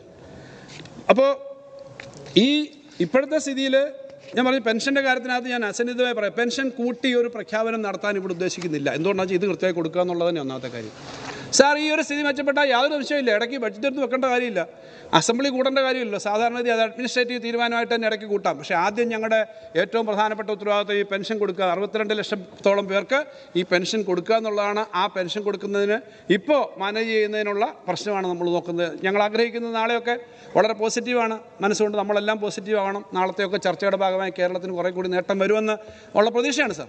എന്തായാലും ഇത് കൊടുക്കുക എന്നുള്ളത് ഏറ്റവും പ്രധാനപ്പെട്ട കാര്യം. അത് കൊടുക്കുക, പിന്നീട് അങ്ങോട്ട് ഈ സ്ഥിതി അനുസരിച്ച് നമുക്ക് കൂട്ടണം സാർ. അപ്പോൾ കേന്ദ്രത്തിൽ നിന്ന് അതിന് കിട്ടുന്നില്ല സാർ. ഒരു വർഷം കൊടുക്കുന്ന പണത്തിനകത്ത് 200 കോടിയാണ് കേന്ദ്രം തരുന്നതെന്ന് ഞാൻ ആവർത്തിക്കേണ്ട കാര്യമില്ല, അതിൽ താഴെയാണ് ആവർത്തിക്കുന്നത്. അതിന് തന്നെ ബ്രാൻഡിങ് പ്രശ്നം വരിക സാർ. ഇത്രയും ആളുകൾക്ക് കൊടുക്കുമ്പോൾ 11,000 കോടിയോളം, അതുകൊണ്ട് ഏകദേശം 14,000 കോടി നമ്മൾ സോഷ്യൽ സെക്യൂരിറ്റിക്ക് വേണ്ടി മാത്രം കൊടുക്കും സാർ ഒരു വർഷം. അത്രയും കാര്യങ്ങൾ ചെയ്യുന്നൊരു സർക്കാരാണ് സാർ. സാർ, ഈ ലൈഫ് മിഷൻ്റെ കാര്യം കൂടെ പറഞ്ഞു. ലൈഫ് മിഷൻ്റെ കാര്യത്തിൽ വളരെ കൃത്യമായ ഒരു കാര്യം കൂടി പറയും സാർ. തദ്ദേശ സ്വയംഭരണ വകുപ്പ് മന്ത്രിയായിട്ട് സംസാരിച്ചിരുന്നു അദ്ദേഹം, അതുപോലെ ബന്ധപ്പെട്ട ഉദ്യോഗസ്ഥന്മാരും ആലോചിച്ചു. ഞാൻ ഇതിനകത്ത് പറഞ്ഞു 10,000 കോടിയുടെ നിർമ്മാണമെങ്കിലും അടുത്ത 2 വർഷം കൊണ്ട് പൂർത്തിയാകണം. 10,000 കോടിയുടെ നിർമ്മാണം പൂർത്തീകരിക്കുക എന്ന് പറഞ്ഞാൽ നിർമ്മാണ പ്രവർത്തനം താഴെ വന്നു കഴിഞ്ഞാൽ ഞാൻ ആദ്യം പറഞ്ഞൊരു കാര്യമുണ്ട്, സാമ്പത്തിക രംഗത്തെ ഒരു മന്ദതയുണ്ട്. അത് മാറണമെങ്കിൽ നമുക്ക് സാധാരണക്കാർക്ക് പണി കിട്ടാനും പാറമട, പിന്നെ മണൽ വാരുന്നവർ, സിമൻറ്റ് പണിക്കാർ ഒക്കെ അതിനൊരു ആക്ടിവിറ്റിയും കൂടിയാവും. അതിന് ബാങ്കുകളുമായിട്ട് ചില സംസാരിച്ച് ഒരു സംവിധാനം ഉണ്ടാക്കണം. ഇതിനകത്ത് ഇവിടെ സംസാരിക്കുമ്പോൾ ഭരണകക്ഷി ബെഞ്ചിൽ നിന്ന് പറഞ്ഞൊരു കാര്യം, പ്രതിപക്ഷ ബെഞ്ചിൽ നിന്ന് പറഞ്ഞൊരു കാര്യമുണ്ട്, നിങ്ങൾ ലൈഫ് കൊടുക്കുന്നു പഞ്ചായത്തിന് കൊടുക്കുന്നത് പഞ്ചായത്തിന് പണമല്ലേ? അല്ല സർ, പഞ്ചായത്തിൻ്റെ പണമല്ല, സംസ്ഥാനത്തിൻ്റെ, നമ്മുടെ എല്ലാം കൂടി പണമാണ്, പഞ്ചായത്തിൻ്റെ നാടിൻ്റെ എല്ലാം കൂടി പണമാണ്. കാരണം ഇത് പ്ലാനിൽ വെച്ചിട്ട് കൊടുക്കുകയാണ്. ആ പ്ലാനിൽ വെച്ചിട്ട് ലോൺ എടുക്കുകയാണെങ്കിൽ പോലും നമ്മൾ ദീർഘകാലത്തേക്ക് ഹഡ്കോ എടുക്കുകയാണെങ്കിൽ ദീർഘകാലമായിട്ടും കൊടുക്കുകയാണ്. അത് കൊടുക്കുന്നു എന്ന് പറഞ്ഞാൽ അത് സാർ ഇവിടെ 17,105 കോടിയാണ് ഈ സമയത്തിനകത്ത് നമ്മൾ കൊടുത്തേക്കുന്നത്. 17,105 കോടി ഇവിടെ കൊടുത്തിരിക്കുന്നു. 3,74,000 ആളുകളുടെ വീട് പൂർത്തീകരിക്കുന്നു. ഇപ്പോൾ 1,19,000 വീട് പൂർത്തീകരിച്ചുകൊണ്ടിരിക്കുകയാണ് സാർ. സാർ, ഇതിനകത്ത് ത്രിതല പഞ്ചായത്തുകളുടെ വിഹിതവും ബഡ്ജറ്റിൽ നിന്നുള്ള വിഹിതം ഉൾപ്പെടെ ഉണ്ട്. അതെല്ലാം അടക്കമാണ്. വലിയ തോതിൽ നമ്മൾ 17,000 ചില്ലാനം കോടി മുടക്കിയിട്ടാണ് സാർ. സാർ, സിവിൽ സപ്ലൈസ് വകുപ്പിന് ഇവിടെ ഏറെ ചർച്ച വന്നൊരു വിഷയമാണ് സാർ. സിവിൽ സപ്ലൈസ് വകുപ്പിൻ്റെ ഞാൻ ബഡ്ജറ്റ് അവതരിപ്പിക്കുമ്പോൾ അതിൻ്റെ ആകെ തുക ഒരുമിച്ച് പറഞ്ഞില്ല സാർ. നിങ്ങൾക്കെല്ലാം അറിയാം, പ്രതിപക്ഷ നേതാവിന് പ്രത്യേകിച്ച് സിവിൽ സപ്ലൈസിൻ്റെ പ്രവർത്തനങ്ങൾ അറിയാം എന്ന് എനിക്കറിയാം. അതിനകത്ത് പ്ലാനും നോൺ പ്ലാനും എല്ലാം കൂടി ചേർത്തിട്ടാണ് ആ തുകയാകെ. ആ പ്ലാനും നോൺ പ്ലാനും ചേർന്നിട്ട് ഇതിനകത്ത് സാർ 1,930.88 കോടിയുണ്ട് സാർ.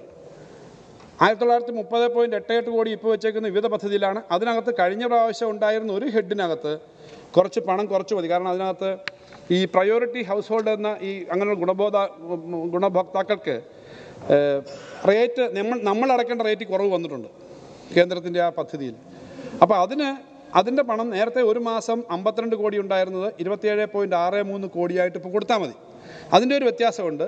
അപ്പോൾ ഇതിനനുസൃതമായി സാമ്പത്തിക വർഷം 335 കോടി മതി. കഴിഞ്ഞ പ്രാവശ്യം 600 കോടിയായിരുന്നു. അതിന് നമ്മൾ 335 ആണെങ്കിലും 370 കോടി വെച്ചിട്ടുണ്ട് സാർ. അതുകൊണ്ട് ഇതിനകത്ത് പണം കുറഞ്ഞിട്ടില്ല എന്ന് മാത്രമല്ല, ഒരുമിച്ച് വരുമ്പോൾ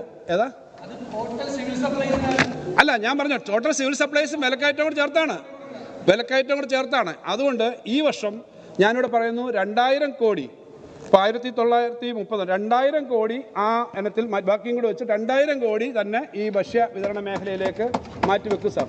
ആ മേഖലയിൽ. അതിനൊപ്പം ഒരു കാര്യം കൂടി പറയാം. ഇവിടെ മാവേലി സ്റ്റോറുകളെ പറ്റി മാവേലി സ്റ്റോറും മാവന സ്റ്റോറും ഒക്കെ പറഞ്ഞല്ലോ. ഇവിടെ ഒരു കാര്യം ഉറപ്പായിട്ട് പറയുന്നു, മാവേലി സ്റ്റോറുകളിൽ ഈ 13 ഇനം വില കുറഞ്ഞ ഇനങ്ങളും, അതുപോലെ മാവേലി സ്റ്റോറിൽ ആളുകൾ വരുന്നത് 13 ഇനത്തിന് മാത്രമല്ല, മറ്റു സാധനങ്ങൾ വില കുറവാണ്. 10-15% വില കുറവാണ് പൊതുവിൽ. എല്ലാ സ്ഥലത്തും അതുണ്ടാവും. ഇവിടെ പറയുകയാണ് ഇതൊരു അഷുറൻസ് പറഞ്ഞുകൊണ്ട് വെറുതെ വരുമെന്നല്ല. എല്ലാ കടകളിലും മാവേലി സ്റ്റോറും നമ്മുടെ സിവിൽ സപ്ലൈസിലും ഈ സാധനങ്ങൾ ഉണ്ടാവുന്നതിനുള്ള അടിയന്തരമായ നടപടിയെടുത്ത് കാര്യങ്ങൾ ചെയ്യും. അതിന് യാതൊരു സംശയമില്ല. അത് ഈ ഹൗസിൽ പറയുക. കാരണം അങ്ങനെ ഒരു കൺഫ്യൂഷൻ ഉണ്ടാക്കാൻ ശ്രമിച്ചതുകൊണ്ട് നിങ്ങളെല്ലാം പറഞ്ഞില്ല, ഇവിടെ ഉണ്ടാവും. അതിനെ വിജയിപ്പിക്കാൻ വേണ്ടിയിട്ടുള്ള ഇപ്പം അതിനകത്ത് പ്രശ്നമില്ലെന്ന് പറഞ്ഞില്ലല്ലോ. ഇവിടെ ഞങ്ങൾ ഏതെങ്കിലും കാര്യം കള്ളം പറയാറുണ്ടോ സാർ? അല്ല, അതുകൊണ്ടൊന്നുമല്ല, ആ ഗുണമൊന്നുമല്ല. ശരി, നിങ്ങളും പ്രതിപക്ഷം ചില ഗുണങ്ങൾ ചെയ്യണ്ടേ സാർ? പ്രതിപക്ഷം അദ്ദേഹത്തിന് തന്നെ ഒരു ഞെട്ടലാണ് സാർ. പ്രതിപക്ഷ നേതാവിന് ഞെട്ടല, ഞാനൊരു ഗുണം ചെയ്തല്ലോ എന്ന്. ഒരു ഗുണവും ചെയ്യണ്ടെന്ന് പറഞ്ഞാണോ അങ്ങ് വരുന്നത്? എന്തെങ്കിലും ഗുണമൊക്കെ ചെയ്യണ്ടേ? ഞാൻ പറഞ്ഞത് ഈ പറഞ്ഞ കണക്ക് ഞാൻ എടുത്ത് പറഞ്ഞതേ ഉള്ളൂ. ഞങ്ങൾ ഈ കടകളിലെല്ലാം കൃത്യമായിട്ടുണ്ടാവും. ഞങ്ങളെ സംബന്ധിച്ച് ജനങ്ങൾക്ക് ഏറ്റവും പ്രധാനം വില നിയന്ത്രിച്ച് കടകളുണ്ടാവുക സാർ. അങ്ങനെ ഉള്ളതുകൊണ്ടാണല്ലോ സാർ ഈ ഇന്ത്യയിൽ ഏറ്റവും വില കുറവ് ഉൽപ്പാദനം ഉണ്ടാക്കുന്ന സംസ്ഥാനം അല്ലേ പോലും വില കുറച്ച് സാധനങ്ങൾ ഇവിടെ കൊടുക്കാൻ പറ്റുന്നത്. ഞങ്ങൾ സിവിൽ സപ്ലൈസിനെ കൂടുതൽ ശക്തിപ്പെടുത്തും, മറ്റ് പൊതുവിതരണ സമ്പ്രദായം ശക്തിപ്പെടുത്തും എന്നുള്ളത് വീണ്ടും ആവർത്തിച്ച് ഇവിടെ പറയുകയാണ് സാർ.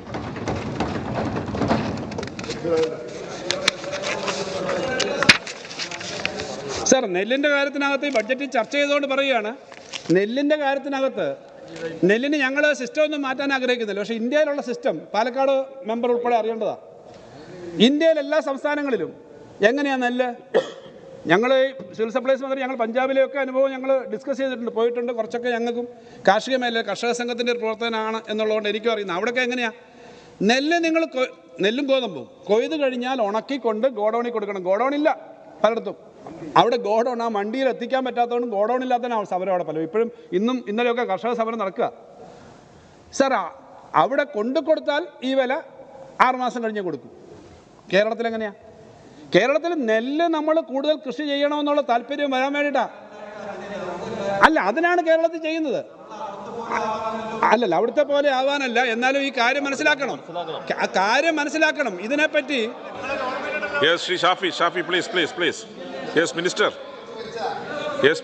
സാർ, അവിടെ എല്ലാം ഉള്ള സ്ഥലത്താണ് സാർ ഈ സമരം.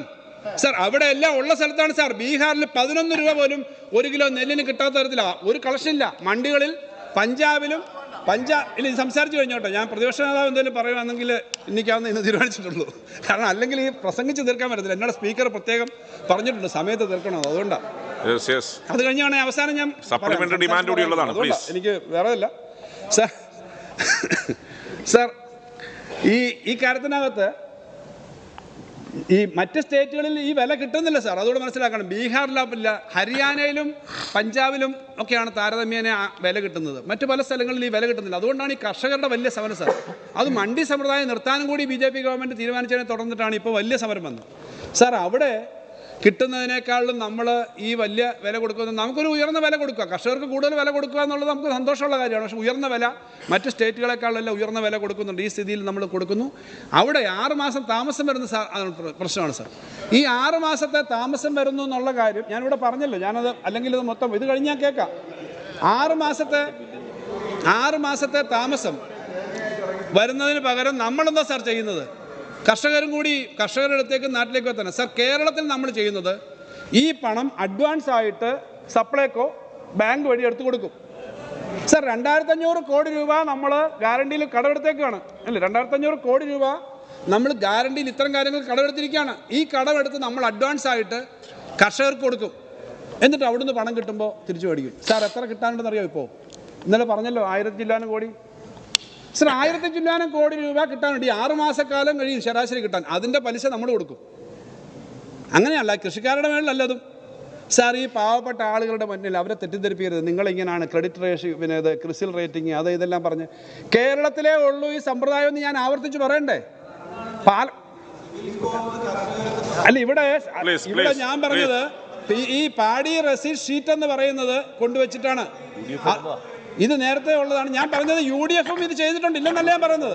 പക്ഷേ ഇന്ത്യയിലെ അതെ ബജറ്റ്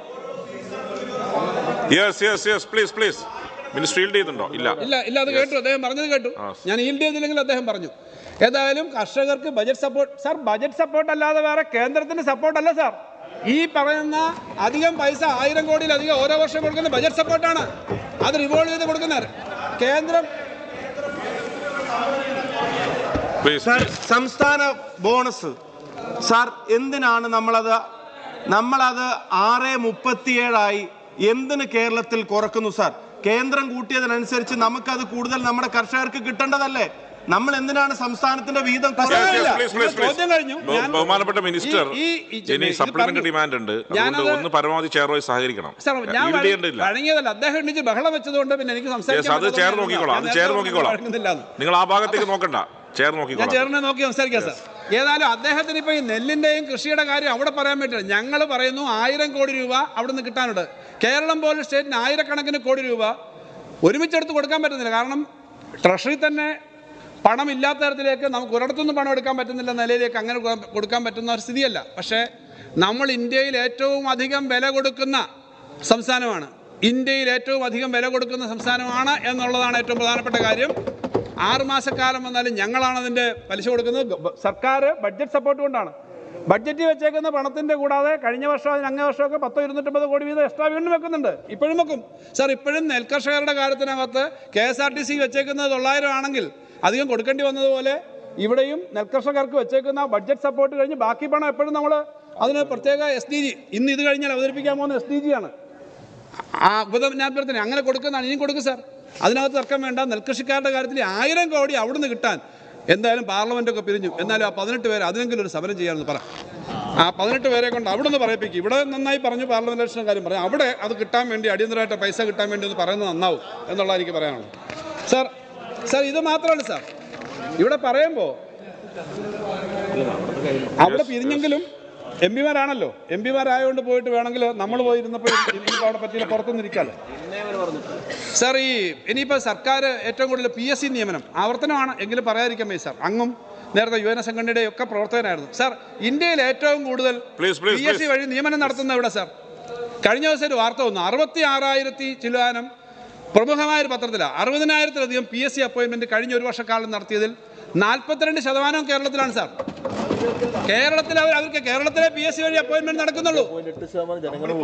ആകെയുള്ള ജനങ്ങൾ 3% താഴെ ജനങ്ങളുടെ സംസ്ഥാനത്ത് 42% PSC അപ്പോയിൻമെൻറ്റ്. ഇന്ത്യയിലെ എല്ലാ സംസ്ഥാനത്തും ഇത് നിർത്തി ഇവിടെ നടക്കുകയാണ് സാർ. ഇത് അപ്പം ഇവിടെ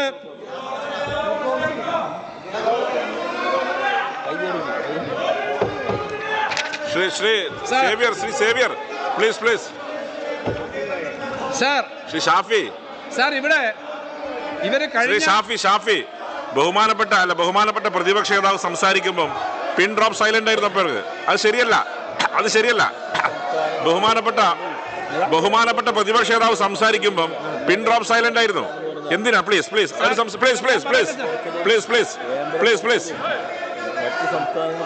സച്ചിൻ പ്ലീസ്. സാർ ഈ സഭ എന്തിനാണ് സാർ?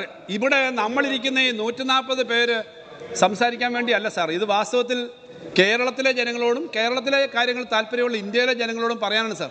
സാർ ഈ ഇന്ത്യയിലെ 42% PSC അപ്പോയിൻമെൻറ്റ് നടക്കുന്ന ഈ സ്റ്റേറ്റിൽ നമുക്ക് PSC ലിസ്റ്റിലുള്ള മുഴുവൻ ആളുകൾക്ക് അപ്പോയിൻമെൻറ്റ് കൊടുക്കാൻ പറ്റില്ല. അതിനുവേണ്ടി വലിയ സമരമൊക്കെ കഴിഞ്ഞ തെരഞ്ഞെടുപ്പിൻ്റെ സമയം നടത്തിയിട്ടില്ലേ? ഇത്രയും നടത്തുന്നുണ്ട്. പക്ഷേ ഇത് വന്നപ്പോൾ അവർ ബഹളം ഉണ്ടാക്കുന്നതിനറിയോ സാർ? ഈ ഇന്ത്യയിലാകെ ഈ കാര്യം അറിയാതിരിക്കാനാണ് സാർ. ഇവിടെ ബഹളം ഉണ്ടാക്കിയ വാർത്ത പുറത്തു വരത്തില്ല സാർ. 10 ലക്ഷം വേക്കൻസി കേന്ദ്ര ഗവൺമെന്റിൽ PSC വേക്കൻസി കാലിയാണ് സാർ. അറിയും, യൂത്ത് കോൺഗ്രസ് നേതാക്കന്മാർ ഉൾപ്പെടെ ഉണ്ടല്ലോ അവിടെ. 10 ലക്ഷം വേക്കൻസി കേന്ദ്രത്തിലെ PSC വേക്കൻസി ഒഴിവാണ് സാർ. 32 ലക്ഷം മറ്റ് സംസ്ഥാനങ്ങൾ ഒഴിവാണ് സാർ. കേരളത്തിൽ ഒരു ഇല്ല സാർ.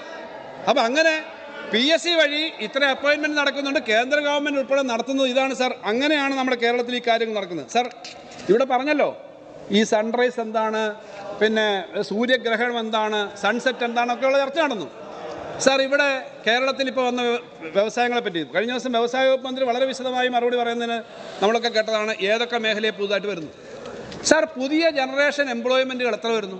ബഡ്ജറ്റിനകത്ത് കുറച്ച് കാര്യങ്ങൾ പറഞ്ഞിട്ടുണ്ട് സാർ. പുതിയ ജനറേഷൻ എംപ്ലോയ്മെൻറ്റ്, പഴയ ജനറേഷൻ എംപ്ലോയ്മെൻറ്റ് എന്ന് പറഞ്ഞാൽ നമ്മുടെ പരമ്പരാഗത വ്യവസായ മേഖലയുണ്ട്, അതിനെ സംരക്ഷിക്കുകയാണ് സർക്കാർ. അതിനെ ഇല്ലാതാക്കുകയല്ല. അവിടെ എല്ലാം നമ്മൾ ഈ ഇൻകം സപ്പോർട്ട് സ്കീമുണ്ട്. ഖാദി, കൈത്തറി, കയർ, കശുവണ്ടി ഇതുപോലുള്ള മേഖലയിലൊക്കെ നമ്മൾ ഇൻകം സപ്പോർട്ട് സ്കീം കൂടെ കൊടുത്തിട്ടാണ് നിലനിർത്തുന്നത്. എന്നാൽ പുതിയ മേഖലകളിൽ കൊടുക്കുന്നുണ്ട്. ആ മേഖലയിലെല്ലാം കൊടുത്തിട്ടാണ് പുതിയ മേഖലകളിൽ നമ്മൾ വ്യവസായത്തിൻ്റെ കാര്യത്തിൽ സാർ നമുക്ക് തന്നെ വളരെ സന്തോഷവും അഭിമാനവും തോന്നുന്ന തരത്തിലാണ് സാർ ഈ മേഖലയിലെ വികസനം. ഇവിടെ പറഞ്ഞല്ലോ, ഇന്നലെ ഇവിടെ പറയുണ്ടായി IBMൻ്റെ ഒരു ഉദാഹരണം ഇവിടെ പറഞ്ഞു. 100-200 പേരെ എടുക്കാൻ ആഗ്രഹിച്ച സ്ഥലത്ത് 200-2000 ആൾ വന്നു കഴിഞ്ഞു സാർ. കഴിഞ്ഞ ദിവസം ബഹുമാനപ്പെട്ട മുഖ്യമന്ത്രി എറണാകുളത്ത് IBSൻ്റെ 4.5 ലക്ഷം സ്ക്വയർ ഫീറ്റുള്ള ബിൽഡിംഗ് ഉദ്ഘാടനം ചെയ്തു. ഇതുപോലെ ധാരാളം ബിൽഡിംഗ് പുതിയ സംഭവങ്ങൾ വരുന്നുണ്ട്. തിരുവനന്തപുരത്ത് ടോറസിൻ്റെ ഞാൻ കഴിഞ്ഞ ദിവസം പറഞ്ഞു 15 ലക്ഷം സ്ക്വയർ ഫീറ്റാണ് പണിഞ്ഞത്. ആ 15 ലക്ഷം സ്ക്വയർ ഫീറ്റ് ഇനിയും 10-25 ലക്ഷം സ്ക്വയർ ഫീറ്റ് അവിടെ പണിയാൻ പോവാണ്. ഇവിടെ 10,000 ആൾ ജോലി എടുക്കുന്നതിനുള്ള തരത്തിലേക്ക് ആളുകളെ റിക്രൂട്ട് ചെയ്തു സാർ. ഇതൊക്കെ പുതിയ ജനറേഷൻ ജോലികളാണ്. വ്യവസായങ്ങളെ പറ്റി പറഞ്ഞു, പുതിയ തരം വ്യവസായങ്ങൾ. കഴിഞ്ഞ വർഷം ബഡ്ജറ്റിനകത്ത് ഒരു പുസ്തകത്തെ പറ്റി തന്നെ പറഞ്ഞിരുന്നു, പുതിയ ജനറേഷൻ വ്യവസായങ്ങൾ. ഇവിടെ സർ പ്രതിപക്ഷ നേതാവ് ശ്രദ്ധിച്ചിട്ടുണ്ട്, ഇന്ത്യയിൽ ഏറ്റവും കൂടുതൽ ബ്ലഡ് ബാങ്ക് ഉണ്ടാക്കുന്ന ലാർജസ്റ്റ് യൂണിറ്റ് ഇന്ത്യയിലെ അല്ല ലോകത്തെ ഏറ്റവും വലിയ സിംഗിൾ ബ്ലഡ് ബാങ്ക് യൂണിറ്റ് കേരളത്തിലാണ്. അത് തിരുവനന്തപുരത്താണ്. ശ്രീത്രയമായിട്ടുള്ള ഇതിൽ ഡെവലപ്പ് ചെയ്തതാണ്. നേരത്തെ തന്നെ ദന്തൽ ഇംപ്ലാന്റിൻ്റെ കാര്യം പറഞ്ഞിട്ടുണ്ട്, മറ്റു ചില വാക്സിൻ്റെ കാര്യം പറഞ്ഞിട്ടുണ്ട്, പിന്നെ പല കാര്യങ്ങൾ പറഞ്ഞിട്ടുണ്ട്. അപ്പം ഇങ്ങനെ പല മേഖലകളിലുണ്ട്. ഇപ്പോൾ ഗ്രാഫീൻ വന്നു. നമ്മൾ ഗ്രാഫീൻ്റെ കാര്യത്തിൽ പോയി. ഗ്രാഫീൻ ഇപ്പോൾ 1-2 സ്റ്റെപ്പ് എടുത്ത് 3ാമത്തെ സ്റ്റെപ്പായിട്ട് ആദ്യമേ ഡെവലപ്മെൻറ്റ്, രണ്ടാമത് അതിൻ്റെ കൊമേഴ്ഷ്യൽ ആപ്ലിക്കേഷൻ ഡെവലപ്പ് ചെയ്യുന്ന ഇപ്പോൾ പ്രതിരോധവുമായിട്ടൊക്കെ ചേർന്നിട്ടുള്ള പുതിയ പാർക്കിനകത്ത് 260 കോടി രൂപയുടെ ഒരു പുതിയ യൂണിറ്റ് വന്നു ഗ്രാഫീൻ്റെ ഒറ്റപ്പാലത്ത്. സർ, ഡിജിറ്റൽ യൂണിവേഴ്സിറ്റിയുടെ കാര്യം ഞാൻ റിപ്പോർട്ടിനകത്ത് 2-3-4 പാരഗ്രാഫ് പറഞ്ഞിട്ടുണ്ട്. വേറെ ഒന്നും കൊണ്ടല്ല, അത്തരം ചില കാര്യങ്ങൾ നമ്മൾ പ്രൊമോട്ട് ചെയ്യണമെന്നുള്ളതുകൊണ്ടാണ്. അവിടെ ഒരു AI ചിപ്പ് അവർ ഡെവലപ്പ് ചെയ്തു. ഇത് കേരളീയം എന്നാണ് അതിൻ്റെ പേര്. ഇങ്ങനെയുള്ള കാര്യങ്ങൾ വരുന്നു സർ പല മേഖലയിലും. ഇപ്പം സയൻസ് പാർക്കുകൾ, ഡിജിറ്റൽ സയൻസ് പാർക്ക് തുടങ്ങിയെന്ന് മാത്രമല്ല, അവിടെ 10ഓളം യൂണിറ്റുകൾ പ്രവർത്തിച്ച് തുടങ്ങി. ചെറിയ തോതിലാണ് അവർ തുടങ്ങിയത്. പക്ഷേ ഒരുമിച്ച് 1000 കോടി ചെലവാക്കുന്ന നേരത്തേക്കല്ല ആ പ്രവർത്തനം തുടങ്ങി. മറ്റു 3 സയൻസ് പാർക്കുകൾ തുടങ്ങേണ്ട കാര്യമുണ്ട്. ഇങ്ങനെ ഓരോ മേഖലയിലും നമ്മൾ ചെയ്തിരുന്ന ഇത് ഒരു മേഖല മാത്രമല്ല സാർ. ഇപ്പോൾ സുൽത്താൻ ബത്തേരി വയനാട് അവിടെ നിന്നുള്ള MLA ഉണ്ടല്ലോ ഇവിടെ. സുൽത്താൻ ബത്തേരിയിലെ 150 പേര് വർക്ക് ചെയ്യുന്നൊരു IT പാർക്കില്ലേ? മഞ്ചേരിയിലില്ലേ? മഞ്ചേരിയിൽ നിന്നുള്ള MLA ഉണ്ടല്ലോ.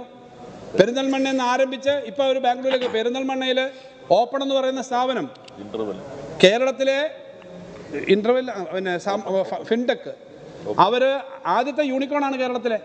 ആദ്യത്തെ യൂണിക്കോൺ എന്ന് പറഞ്ഞാൽ 8000 കോടിയുടെ ടേൺ ഓവർ വന്നു. കഴിഞ്ഞ ദിവസം മുഖ്യമന്ത്രിയോട് സംസാരിക്കുമ്പോൾ നവകേരള സദസ്സിൽ അവർ എറണാകുളത്ത് വന്നിരുന്നു. അവർ പറഞ്ഞു ഞങ്ങൾക്ക് സ്റ്റാർട്ടപ്പ് മിഷനൊക്കെ ആയി ബന്ധപ്പെട്ട് 17 കോടിയുടെ പലതരത്തിലുള്ള സഹായം കിട്ടി. ഞങ്ങളിപ്പോൾ ഈ പറഞ്ഞ 8000 കോടി ക്ലബിലേക്ക് അവരെത്തി. കേരളത്തിലെ 3-4 ചെറുപ്പക്കാർ പെരിന്തൽമണ്ണയിലും പിന്നെ നമ്മുടെ തിരുവല്ലയിലുള്ളവരാണ് പ്രധാനപ്പെട്ട അതിൻ്റെ ആളുകൾ. ഇത് എന്തിനാണ് ഞാൻ ഇതുപോലുള്ള സ്ഥലത്ത് പറയുന്നത്? അതൊരു അത്തരം ആളുകൾക്കൊരു ആവേശം ഉണ്ടാവാനാണ്. ആലപ്പുഴ പാതിരപ്പള്ളി ഞാൻ കഴിഞ്ഞ ദിവസം പറഞ്ഞ 3-4 പേരെ പ്രധാനമന്ത്രിയുടെ ടീം സെലക്ട് ചെയ്തതിനകത്ത് ഈ simultaneous translation Hindi to English, English to Malayalam, അല്ലെങ്കിൽ ഹിന്ദി ടു മലയാളം പറ്റുന്ന സൈമിൾട്ടേനിയസ് ട്രാൻസ്ലേഷൻ നമ്മുടെ കേരളത്തിലെ ഒരു ചെറുപ്പക്കാരൻ കണ്ടുപിടിച്ചതിൻ്റെ കാര്യം. ഇങ്ങനെയുള്ള ധാരാളം കാര്യങ്ങൾ നമ്മുടെ നാട്ടിൽ വരുന്നുണ്ട്. അപ്പോൾ ഇത്തരം ധാരാളം കാര്യങ്ങൾ നമ്മുടെ ഓരോ മേഖലയിലും വരുന്നു എന്നുള്ളത് പ്രധാനപ്പെട്ട കാര്യമാണ്. ഇവിടെ നേരത്തെ പറഞ്ഞു റോബോട്ടിക്സിൻ്റെ കാര്യത്തിൽ, AI-യുടെ കാര്യത്തിലൊക്കെ നമുക്ക് പുതിയ മേഖലയിൽ അങ്ങനെ കാര്യങ്ങൾ ചെയ്യാം. സാർ ഇതൊക്കെ വരുന്നു എന്നുള്ളത് ചെറിയ കാര്യമല്ല എന്നുള്ളത് ഞാൻ ഓർമ്മിപ്പിക്കുന്നുണ്ട് സാർ. സാർ ഈ കേരളത്തിനകത്ത് ഈ വികസനം എല്ലാം കൊണ്ടുവന്നത് ഇത് സൺറൈസ് എന്നൊക്കെ പറഞ്ഞു നിങ്ങൾ സൂര്യൻ്റെ കാര്യമൊക്കെ പറയുന്നല്ലോ, എന്തിനാണെന്നൊക്കെ പറഞ്ഞു. എന്ന് മാത്രമല്ല ഈ കേരളത്തിൽ ഇതുവരെ വന്ന എല്ലാ കാര്യത്തിൻ്റെയും വിഴിഞ്ഞം, national highway, gas pipe line, metro, Kannur airport എല്ലാത്തിൻ്റെയും ഉടമസ്ഥത ഞങ്ങൾക്കാണ്, നിങ്ങൾക്കിതിലൊന്നുമില്ല എന്ന് ഇവിടെ പറഞ്ഞു കേട്ടു. സാർ ഇത് പറയുമ്പോൾ അനുഭവവും പരിചയമുള്ള ആളുകൾ അങ്ങനെ പറയാൻ പാടില്ല. സാർ ഇവിടെ ഞാൻ മെട്രോയുടെ കാര്യം തന്നെ എടുക്കാം. മെട്രോയുടെ കാര്യത്തിനകത്ത് the government led by E.K. Nayanar ideated the project in 1999 തുടങ്ങി. അതിനകത്ത് ഇങ്ങോട്ട് വന്നിട്ട് LDF ഗവൺമെൻറ് ചെയ്ത കാര്യം ഫീസിബിലിറ്റി സ്റ്റഡി നടന്നു. അതിനുശേഷം പിന്നെ ഒരു UDF ഗവൺമെൻറ് വന്നു. അതിനുശേഷം വീണ്ടും റൈറ്റ്സ് ഈ 99 പഠനമുണ്ട്. 2004 UDF ഗവൺമെൻറ് അതിനകത്ത് ചില കാര്യങ്ങളിൽ പിന്നെ ഇടപെട്ടു. പിന്നെ മെട്രോ റെയിലുമായിട്ട് സംസാരിച്ചു. ഇപ്പോൾ നയനാർ സർക്കാരിൻ്റെ കാലത്ത് വന്നു. പിന്നീട് 2006 വന്ന VS Achuthanandan government 2008 in 2008 LDF government under the chief ministership of VS Achuthanandan approved the Kochi Metro Rail project in a cabinet meeting held 2nd January 2008 and sent it to the central government. പിന്നെ അതിൻ്റെ പണം അനുവദിച്ചു. Sir ഇക്കാര്യത്തിനകത്ത് ഞാനൊരു കാഴ്ചക്കാരനെ പോലല്ല, എനിക്കതിനകത്ത് നേരിട്ട് കുറച്ച് പരിചയം കൂടെ ഉള്ളതാണ്. ഞാനന്ന് പിന്നെ VSൻ്റെ പൊളിറ്റിക്കൽ സെക്രട്ടറിയാണ് സാർ. അദ്ദേഹത്തിൻ്റെ കൂടെ അദ്ദേഹം ഡൽഹി പോയി. E. ശ്രീധരൻ അദ്ദേഹം രാഷ്ട്രീയമായ വ്യത്യാസമുണ്ട്. അദ്ദേഹം അന്ന് അതിൻ്റെ MD ആണ്. അദ്ദേഹത്തിനെ അവിടുന്ന് അവിടെ ഉണ്ടായിരുന്നു. മുഖ്യമന്ത്രി ഡൽഹിയിലെ മെട്രോ ഒക്കെ സഞ്ചരിച്ച് ഇവരൊരുമിച്ച് സഞ്ചരിച്ച് അവിടുത്തെ കാര്യങ്ങൾ കണ്ടു. അതിനുശേഷം ഇവിടെ വന്നു. ഇവിടെ ഇതിന് അനുവാദം കിട്ടുന്നതിന് കുറേ താമസം. അന്ന് മൻമോഹൻ സിംഗ് ഗവൺമെൻറ്റാണ്. അവർ പറഞ്ഞു PPP പറ്റുള്ളൂ. ശ്രീധരൻ സാർ പറഞ്ഞു ഇത് PPP പറ്റില്ല. ഇതായിരുന്നു തർക്കം. PPP ആയി ഇത് മുന്നോട്ട് പോവില്ല, അതുകൊണ്ട് ഗവൺമെൻറ്റിൻ്റെ ഒരു പ്രൊജക്റ്റ് ആവണം. അങ്ങനെ കേരള ഗവൺമെൻറ് പറഞ്ഞത് നമുക്ക് ഈ ശ്രീധരൻ പറയുന്നതനുസരിച്ച് തന്നെയാണ് ഞങ്ങളുടെ പോളിസി. സാർ അത് അന്ന് നീട്ടി പോയി. പക്ഷെ അപ്പോൾ ഞാൻ ഒരു പ്രാവശ്യം അദ്ദേഹത്തെ കാണാനായിട്ട് ഡൽഹിയിൽ മെട്രോ ഹെഡ്ക്വാർട്ടേഴ്സിൽ പോയി. അന്ന് അദ്ദേഹം പറഞ്ഞു എന്തായാലും സാങ്ഷനൊക്കെ വരട്ടെ, നമുക്കൊരു കാര്യം ചെയ്യാം, എനേബിളിംഗ് വർക്കുകൾ തുടങ്ങണം. എനേബിളിംഗ് വർക്കിൻ്റെ ഭാഗമായിട്ട് ഇപ്പോഴും കലൂരിലെ ഓവർബ്രിഡ്ജ് ഉണ്ടല്ലോ, കലൂരിലെ ഓവർബ്രിഡ്ജിന് 2 ഓവർബ്രിഡ്ജുകൾ, നോർത്ത് ഓവർബ്രിഡ്ജ് 2 ഓവർബ്രിഡ്ജ് അന്നത്തെ തുക എനിക്ക് ഓർമ്മയുണ്ട്. 50 കോടി അന്നത്തെ ബഡ്ജറ്റ് തോമസ് ഐസക്കാണ് ധനകാര്യമന്ത്രി 50 കോടി വെച്ചിട്ട് ആ എനേബിളിംഗ് വർക്ക് അന്ന് ചെയ്തു. എന്ന് പറഞ്ഞാൽ ഇത് വരുമ്പോഴേക്കും പിന്നീട് ഈ പാലം മാറ്റാനും ഇതൊക്കെ മാറ്റാനും ഒക്കെ തടസ്സം വേണ്ട, നേരത്തെ പറഞ്ഞു. അങ്ങനെ അന്നേ ചെയ്തതാണ്. പിന്നീട് ഇതിന് തുക അനുവദിച്ച് ഓരോ ഘട്ടത്തിൽ തുക അനുവദിച്ചുകൊണ്ട് 158 കോടിയാണ് ആ സമയത്ത്. 158 കോടി അന്ന്. അതിനുശേഷം വലിയ സമരം നടത്തേണ്ടി വന്നു. പിന്നെ ഇവിടെ ഇപ്പോഴത്തെ വ്യവസായ വകുപ്പ് മന്ത്രി ശ്രീ P. രാജീവ് ഉൾപ്പെടെ, കൃഷ്ണയ്യർ സ്വാമി ഉൾപ്പെടെ, അന്ന് പാർട്ടി സംസ്ഥാന നിങ്ങൾ പറഞ്ഞല്ലോ പാർട്ടി സംസ്ഥാന സെക്രട്ടറി, അന്ന് പാർട്ടി സംസ്ഥാന സെക്രട്ടറി ആയിരുന്ന ഇപ്പോഴത്തെ മുഖ്യമന്ത്രി ഉൾപ്പെടെ എറണാകുളത്ത് പോയി വലിയ ഹ്യൂമൻ ചെയിൻ മനുഷ്യച്ചങ്ങല എന്തിനാ ഈ പദ്ധതി നടപ്പിലാക്കാൻ. നമുക്കിപ്പോൾ ആര് വേണേലും അവകാശവാദം പറഞ്ഞു. ഈ പദ്ധതി തുടർച്ചയായ ഒരു പദ്ധതിയാണ്. ഇ കെ നായനാരുടെ സമയത്താണ് തുടങ്ങിയത്. അതിനുശേഷം മുഖ്യമന്ത്രിയായിട്ട് ഉമ്മൻചാണ്ടി ഗവൺമെൻറ് സമയത്ത് മുന്നോട്ട് പോയി, ഫലം വേറെ കണ്ടില്ല. അതിനുശേഷം വി എസിൻ്റെ സമയത്ത് കുറേ പണം മാറ്റിവെച്ചു, പിന്നെ കാര്യങ്ങൾ മുന്നോട്ട് വന്ന് ഇത് ചെയ്തതാണല്ലോ. ഇതിനകത്തല്ല ഞങ്ങളാണ് ഇത് ചെയ്തതെന്ന് പറയുന്ന അതൊരു ശരിയായ കാര്യമല്ല എന്നുള്ളത് കൊണ്ടാണ് അത്. അതിനുശേഷം ഇല്ല, ഞങ്ങൾ പറഞ്ഞതാണ്. ഇനി അടുത്തത് വിഴിഞ്ഞത്തിൻ്റെ കാര്യവും പറയാം. ഇതേ സമയത്ത് തന്നെയാണ് നയനാർ ഗവൺമെൻറ് കാലത്താണ് ആദ്യ ആശയം. ഇതൊക്കെ വരുമ്പോൾ ഞങ്ങളുടെ ഒരു മുഖ്യമന്ത്രി ഗവൺമെൻറ് എന്ന് പറയുമ്പോൾ നിങ്ങൾക്കറിയാം, ഞങ്ങളെ സംബന്ധിച്ച് ഞങ്ങളുടെ പാർട്ടിയും ഞങ്ങളുടെ LDFും കാര്യങ്ങൾ ചർച്ച ചെയ്തിട്ടുകൂടിയാണല്ലോ ഇത്തരം പോളിസി എടുക്കുന്നത്. വിഴിഞ്ഞത്തിൻ്റെ കാര്യം വന്നു, വിഴിഞ്ഞത്തിൻ്റെ കാര്യത്തിൽ ഈ ചർച്ച വന്നു. വിഴിഞ്ഞത്തിൻ്റെ കാര്യത്തിൽ ഞങ്ങൾ ഒത്തിരി സമരവും ചെയ്തു. ഞങ്ങൾ പറഞ്ഞല്ലോ, ഈ ബഡ്ജറ്റ് ഞാൻ പറഞ്ഞു 20 വർഷക്കാലം നഷ്ടപ്പെട്ടു എന്ന്. അവിടെ സമരം ചെയ്യുകയും അവിടെ പോലീസിൻ്റെ ലാത്തി ചാർജൊക്കെ ഉണ്ടാവുകയൊക്കെ ചെയ്തു. ഇവിടെ ഇരിക്കുന്ന നമ്മുടെ റവന്യൂ മന്ത്രിയും ഈ വിഴിഞ്ഞത്തിന് വേണ്ടി അവിടെ സമരം പോയി ലാത്തി ചാർജും ഒക്കെ ഉള്ളത് നേരിട്ട ആളാ. ഇത് വിഴിഞ്ഞം പദ്ധതി നടപ്പിലാക്കണമെന്നും ഒക്കെ പറഞ്ഞിട്ട്. സാർ അന്ന് ഈ 2006 ഗവൺമെൻറ് കാലത്താണ്, നയനാർ ഗവൺമെൻറ് കാലത്തൊന്നും 2006 ഗവൺമെൻറ് കാലത്തുണ്ടായ കാര്യം ഞാൻ പറയട്ടെ. 2006 ഗവൺമെൻറ് കാലത്ത് ഇത് ടെൻഡർ ചെയ്തു. ഈ ഇന്നത്തെ വിസിൽ എന്ന് പറയുന്ന കമ്പനി ഉണ്ടല്ലോ, വിഴിഞ്ഞം ഇൻ്റർനാഷണൽ എയർപോർട്ട് എന്ന് പറയുന്ന ഇൻ്റർനാഷണൽ സീപോർട്ട് എന്ന് പറയുന്ന കമ്പനി അന്നേ ഉണ്ട്. അതിനകത്ത് ഇതെങ്ങനെ വേണം, ഇത് വേണോ ബൂട്ട് വേണോ തുടങ്ങിയ ഒത്തിരി ചർച്ചകൾ നടന്നു. 60 വർഷം വേണോ 90 വർഷം വേണോ, ഇതൊക്കെ ബോർഡ് മീറ്റിംഗ് ഒക്കെ നടക്കുമ്പോൾ അതിൻ്റെ ഭാഗമായിട്ട് ഇതൊക്കെ കാണാൻ കഴിഞ്ഞ ഒരാളാണ്. അത് കഴിഞ്ഞ് സ്ഥലമെടുത്തു, അവിടെ ടെൻഡർ ചെയ്തു. അപ്പോൾ ടെൻഡർ ചെയ്തപ്പോൾ കേന്ദ്ര ഗവൺമെൻറ് അതിന് തടസ്സം പറഞ്ഞു. ശ്രീ AK ആന്റണിയാണ് അന്ന് ഡിഫൻസ് മിനിസ്റ്റർ. മുഴുവൻ സ്ഥലമെടുത്തു എന്ന് മാത്രമല്ല, അതിനകത്ത് തടസ്സം വന്നെന്താ സാർ, അതിനകത്ത് കോൺട്രാക്ട് എടുത്ത ഒരു കമ്പനി ചൈനീസ് കമ്പനിയാണ്. ചൈനയായിട്ട് ബന്ധമുള്ള, ചൈനയിലൊരു പോർട്ടുള്ള കമ്പനി അത്രേ. അപ്പോൾ ചൈനയുമായിട്ടുള്ള ബന്ധമുണ്ടെങ്കിൽ ഇത് പ്രശ്നമാവും എന്ന് പറഞ്ഞിട്ട് അന്ന് ആ AK ആന്റണി ഗവൺമെൻറ്റാണ്. അദ്ദേഹം പറഞ്ഞു, ഡിഫൻസിൻ്റെ ഈ പേപ്പറൊക്കെ വന്നു. അദ്ദേഹത്തിന് ഞാൻ വ്യക്തിപരമായിട്ടൊന്നും പറയുന്നില്ല, ഞങ്ങൾ പലതവണ അദ്ദേഹത്തെ പോയി കണ്ടതാണ്. ഇതിന് അന്ന് അംഗീകാരം, ആ ടെൻഡർ വരെ ചെയ്തു. സാർ സ്ഥലമെടുത്തു. സ്ഥലം ഇപ്പോൾ അവിടുത്തെ MLA ഇവിടെ ഉണ്ടോയെന്ന് അറിഞ്ഞുകൂടാ. അന്ന് ആ സ്ഥലത്തിനെതിരെ വലിയ ലോക്കലായ ഒരു പ്രക്ഷോഭം വന്നു. ആ പ്രക്ഷോഭം ഇന്നും ഞാൻ പറയുന്നു, എല്ലാവരോടും ചേർന്ന് അത് കുറച്ചത്. ആ പ്രക്ഷോഭത്തിൻ്റെ ഭാഗമായി അന്ന് ആ സ്ഥലം കുറയ്ക്കരുതെന്ന് വ്യക്തിപരമായി പറഞ്ഞ ആളാണ് ഞാൻ. 2000 ഏക്കർ എടുക്കേണ്ടത് അന്ന് 2000 ഏക്കർ എടുത്തിരുന്നെങ്കിൽ ഇന്ന് വിഴിഞ്ഞം ഇതിനേക്കാൾ അപ്പുറത്ത് പോയത്. ഞാൻ തുറന്നൊരു കാര്യം പറയുക, അന്നെല്ലാം കൂടെ വന്നു അവസാനം ഒരു 500 ഏക്കറിലാണ് മറ്റോ ചുരുക്കി. അങ്ങനെ അന്ന് നടത്താതിരുന്നു എന്നുള്ളത് സത്യമാണ്. നടന്നില്ലല്ലോ.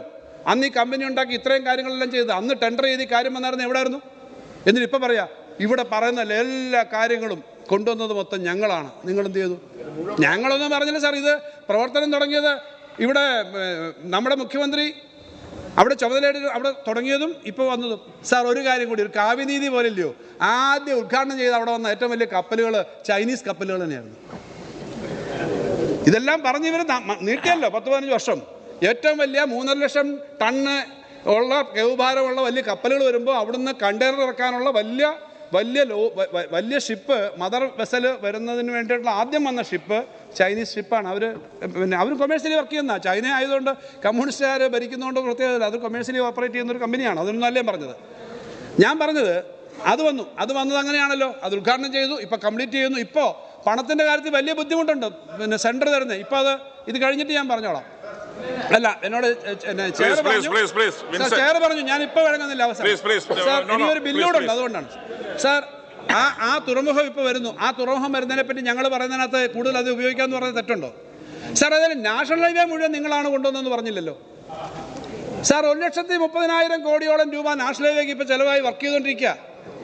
അന്ന് നടന്ന ചർച്ചകളിൽ ഞാനിപ്പോഴും ഓർക്കുന്നു, എനിക്കൊരാശങ്ക ഉണ്ടായിരുന്നു, തുറന്നു പറയാമല്ലോ. ഞാൻ ചോദിച്ചു 30 മീറ്റർ പോരെ, 45 മീറ്റർ ആവണോ എന്നൊക്കെ വ്യക്തിപരമായി. ഞാൻ പൊളിറ്റിക്കൽ സെക്രട്ടറി ആയതുകൊണ്ട് ഈ കാര്യം ചർച്ചയ്ക്ക് വരുമ്പോൾ അതിനുശേഷം ചർച്ചയിൽ അപ്പോൾ ഈ റോഡ് വരണമെങ്കിൽ അത്രയും വീതി തന്നെ വരുന്നതാണ് നല്ലതെന്നാണെന്ന് പാർട്ടി സെക്രട്ടറി ആയിരുന്ന ഇപ്പോഴത്തെ മുഖ്യമന്ത്രി പറഞ്ഞത്.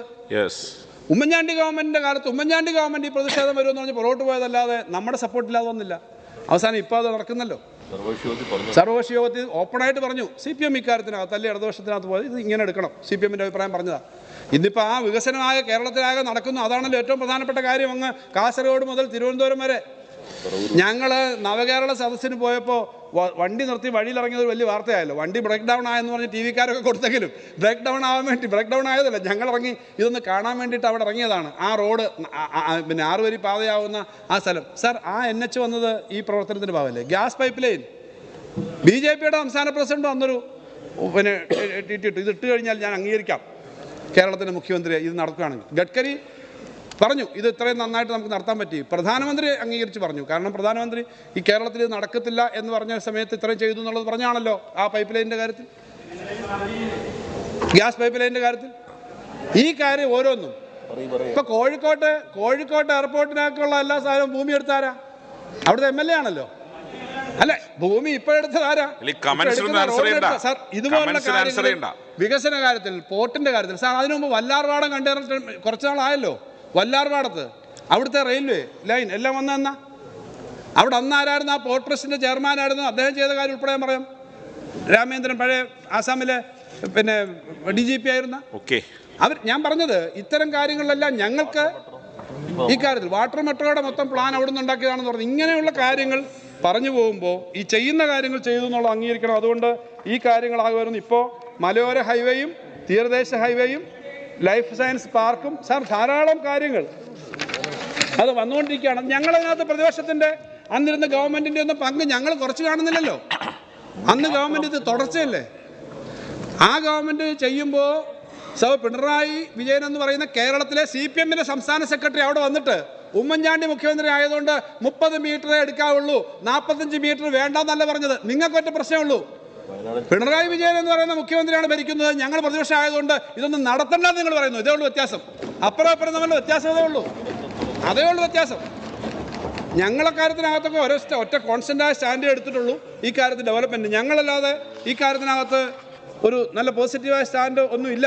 പിന്നെ അന്നത്തെ UDF ഗവൺമെൻറ് ഒന്നും എടുത്തിട്ടില്ല എന്ന് പറയുന്നില്ല. വിമർശനങ്ങളുണ്ടാവും, വിമർശനങ്ങൾ പറഞ്ഞിട്ടുണ്ടാവും. പക്ഷേ ഈ പൊതുവായ കാര്യങ്ങൾ ഞങ്ങൾ പിന്നെ ആ കാര്യത്തിനകത്ത് തർക്കമില്ല. ഇപ്പോഴായാലും ഇനിയായാലും നമ്മൾ ആ കാര്യങ്ങൾ ഒരുമിച്ച് ചെയ്യണമെന്നുള്ളത്.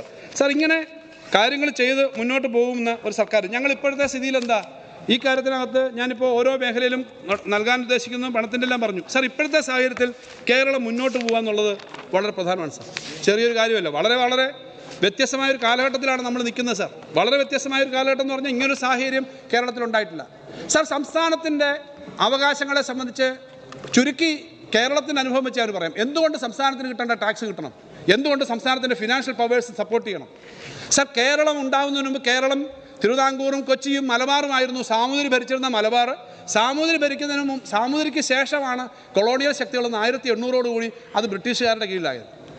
സാറ് ബ്രിട്ടീഷ് സാമൂതിരിയുടെ പീരീഡിൽ സാമൂതിരിയെ കാണാനായിട്ട് ആദ്യമായിട്ട് വാസ്കോഡി ഗാമ വന്നപ്പോൾ അവിടെ വന്നതിനെപ്പറ്റി വായിച്ചിട്ടുണ്ടല്ലോ. ഇത്രയും സമ്പന്നമായ, ഏറ്റവും അന്നത്തെ കാലത്ത് ഏറ്റവും മനോഹരമായ സമ്പന്നമായൊരു രാജ്യമായിരുന്നു. പക്ഷേ ആ ബ്രിട്ടീഷുകാരുടെ കൈ വന്നപ്പോൾ അവിടെ എന്തായി? ഏറ്റവും ഡെവലപ്മെൻ്റ് എല്ലാം പോയി. കാരണം അവിടുന്ന് സ്ക്യൂസ് ചെയ്തിട്ട് കൊണ്ടുപോയിട്ടുള്ള വരുമാനം മൊത്തം കൊണ്ടുപോയി. ഇത് തന്നെയാണ് കാര്യം സാർ. തിരുവിതാംകൂറും കൊച്ചിയും ചെറിയ ചെറിയ നാട്ടുരാജ്യങ്ങളായിരുന്നെങ്കിലും നമുക്ക് നമ്മുടെ ഈ ഭാഗത്ത് കുറച്ചുകൂടി കപ്പമൊക്കെ കൊടുത്തു വൈസ്രോയി ഒക്കെ ഉണ്ടെങ്കിലും കുറേ കാര്യം ഇവിടെ ഇൻവെസ്റ്റ് ചെയ്യാൻ പറ്റി. അപ്പോൾ അതത് സ്ഥലത്ത് നികുതി കളക്ട് ചെയ്യാനും വരുമാനം വരിക എന്ന് പറയുന്നത് ചെറിയൊരു കാര്യമല്ല എന്നുള്ളത് കാണണം. ഇവിടെ നമ്മുടെ ഇപ്പോഴത്തെ സ്ഥിതി ഞാൻ അതേപോലെ ഒന്നും കമ്പയർ ചെയ്യുന്നില്ല. പക്ഷേ നമുക്ക് നമ്മുടെ സംസ്ഥാനത്തെ വരുമാനം കിട്ടുന്ന അവസ്ഥ വേണം. അങ്ങനൊരു കാര്യത്തിനെ സംബന്ധിച്ച് ഇന്ത്യയിലെ എല്ലാ സംസ്ഥാനങ്ങളും പറയുന്നു. സാർ ഡൽഹിയിൽ ഈ സമരത്തിന് പോയി. അതിനു മുമ്പ് ഞങ്ങൾ പലപ്പോഴും പറഞ്ഞു, പല തർക്കങ്ങളും ഇവിടെ പറഞ്ഞു. ഇപ്പോൾ ഇവിടെ തന്നെ വാദിച്ചത് എന്താ സാർ? 57,000 കോടിയൊന്നും കിട്ടാനില്ല, നിങ്ങൾക്ക് 5,000 കോടിയേ കിട്ടാനുള്ളൂ. വളരെ കൃത്യമായിട്ട് ഇവിടെ ചർച്ചയിൽ പങ്കെടുത്തുകൊണ്ട് പിന്നെ ബഹുമാനപ്പെട്ട അംഗങ്ങൾ തന്നെ പറഞ്ഞു, ഒന്ന് ഞങ്ങളുടെ നോഷണലായിട്ടുള്ള ലോസാണ്. 57,000 കോടി ഞങ്ങൾക്ക് കിട്ടേണ്ടതായിരുന്നു. 5,300 കോടി എന്ന് പറഞ്ഞു കഴിഞ്ഞാൽ ഞങ്ങൾ സ്പെൻഡ് ചെയ്തത് ഞങ്ങൾക്ക് കിട്ടേണ്ടതാണ്. പക്ഷേ ഞങ്ങൾക്ക് കിട്ടേണ്ടതായിരുന്നു, ആ കിട്ടേണ്ടതായിരുന്നു എന്നുള്ളത് ചോദിക്കാൻ പാടില്ലേ? നിങ്ങൾ അശോക്, ഞാൻ ഇന്നിപ്പോൾ മഹാരാഷ്ട്രയിലെ മുൻ മുഖ്യമന്ത്രി കമൽനാഥിൻ്റെ പേര് കേൾക്കുന്നു. അങ്ങനെ ഉണ്ടാവരുതേ എന്ന് ഞാൻ ആഗ്രഹിക്കുന്നു. അതുപോലെ ആവരുതല്ലോ ഇവിടെ, അതുപോലെ ആവരുതല്ലോ. അതിനകത്തേക്ക് പോകുന്ന ആളുകൾ പറയുന്നത് പോലെ ഇവിടെ നിന്നിട്ട് ഈ 57,000 കോടിയൊന്നും ഇല്ല, ഇവിടെ നിന്ന് തരാനില്ല എന്നാണോ പറയേണ്ടത്? നിർമ്മലാ സീതാരാമൻ പറഞ്ഞപ്പോഴതിനെ പറ്റി ഇവിടെ പറഞ്ഞു കർണാടകത്തിലെല്ലാം വളരെ മെച്ചമാണ്, ഇവിടെ മെച്ചമല്ല എന്നാണ് പിന്നെ ഇവിടെ പറഞ്ഞത്. നിർമ്മലാ സീതാരാമൻ കർണാടകത്തെ പറ്റി പറഞ്ഞത് ഇതിനകത്തുണ്ട്. അവർ പറഞ്ഞെന്താ? കർണാടകത്തിലെ ഗവൺമെൻറ് പറയുന്നതും അവിടെ ഉന്നയിക്കുന്ന എല്ലാ അടിസ്ഥാനരഹിതമാണെന്ന് അവർ പറഞ്ഞിട്ടുണ്ട്. അവർ കർണാടകത്തെ പറ്റി അതാ പറയുന്നത്.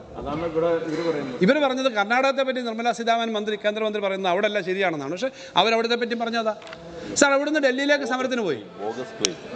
ഇവർ പറഞ്ഞത് ഇതിനകത്തുണ്ട് ബോഗസ് ആയിട്ടുള്ള കാര്യമാണ് പറയുന്നവർ പറയുന്നത്. സാർ ഇവിടുന്ന് ഡൽഹിയിലേക്ക് സമരത്തിന് പോയി ഞങ്ങൾ സമരത്തിന് പോയി. അതിനു മുമ്പ് കോൺഗ്രസ് പോയി. അങ്ങക്കറിയാമല്ലോ, ഞങ്ങൾ മുഖ്യമന്ത്രി അങ്ങയെ വിളിച്ച് പ്രതിപക്ഷ ഉപനേതാവിനെ വിളിച്ചല്ലേ ആദ്യം സംസാരിച്ചത് നമുക്ക് അങ്ങോട്ട് സമരത്തിന് പോകണമെന്ന്.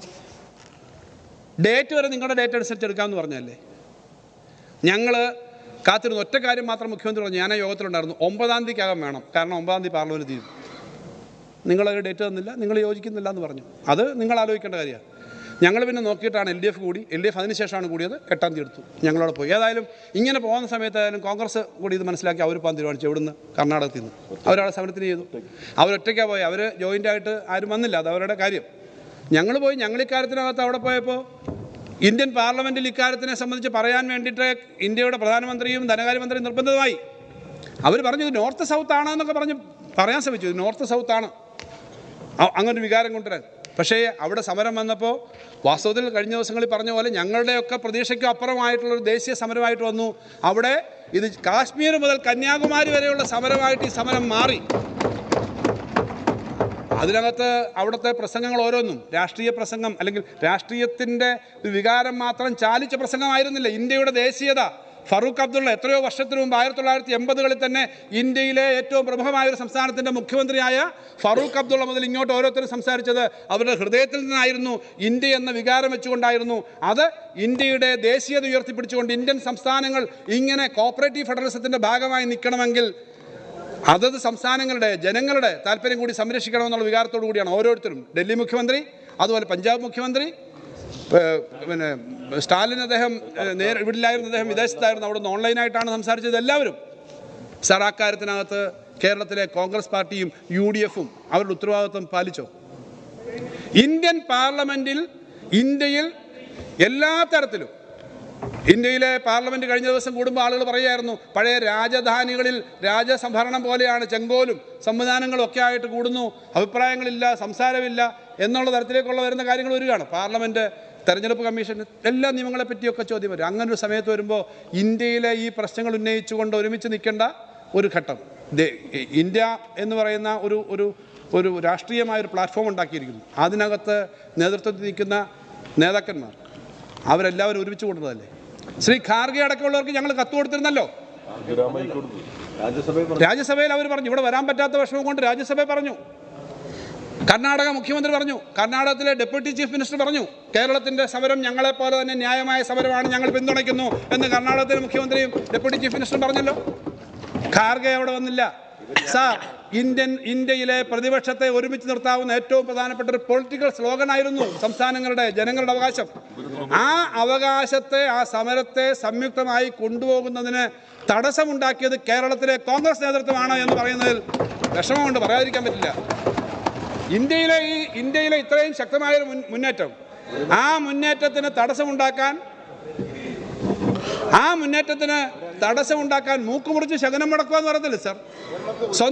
സ്വന്തം നാടിൻ്റെ താല്പര്യം തടയുന്ന തരത്തിലേക്ക് ആ തടസ്സം ഉണ്ടാക്കി നാടിൻ്റെ രാഷ്ട്രീയത്തെ, ജനങ്ങളുടെ വികാരത്തെ ഒറ്റിക്കൊടുത്തു എന്ന് വാക്കി ഞാൻ പറയുമ്പോൾ അധികമാണെങ്കിൽ ഞാനത് പറയുന്നില്ല. പക്ഷെ നിങ്ങൾ ചെയ്തത് അങ്ങേയറ്റം വഞ്ചനാപരമായ നിലപാടാണ് സാർ. സാർ പറയാതിരിക്കാൻ പറ്റില്ല സാർ, ഇതിവിടെ പറയാതിരിക്കാൻ പറ്റില്ല സാർ.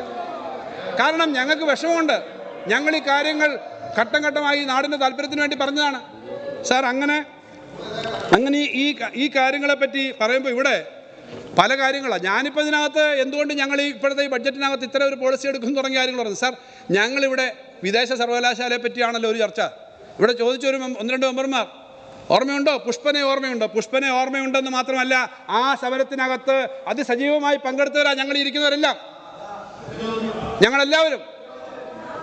ഞങ്ങൾ അതിനകത്ത് സമരത്തിനെ കണ്ടുകൊണ്ടുവന്നവരുണ്ട് അവിടെ. സാർ എന്താണ് സാർ ഞങ്ങൾ ഇതിനകത്ത് എന്താ പറഞ്ഞത്? കേരളത്തിലെ വിദ്യാഭ്യാസ മേഖലയിൽ പരിഷ്കാരങ്ങളും ചർച്ചകളും വേണം.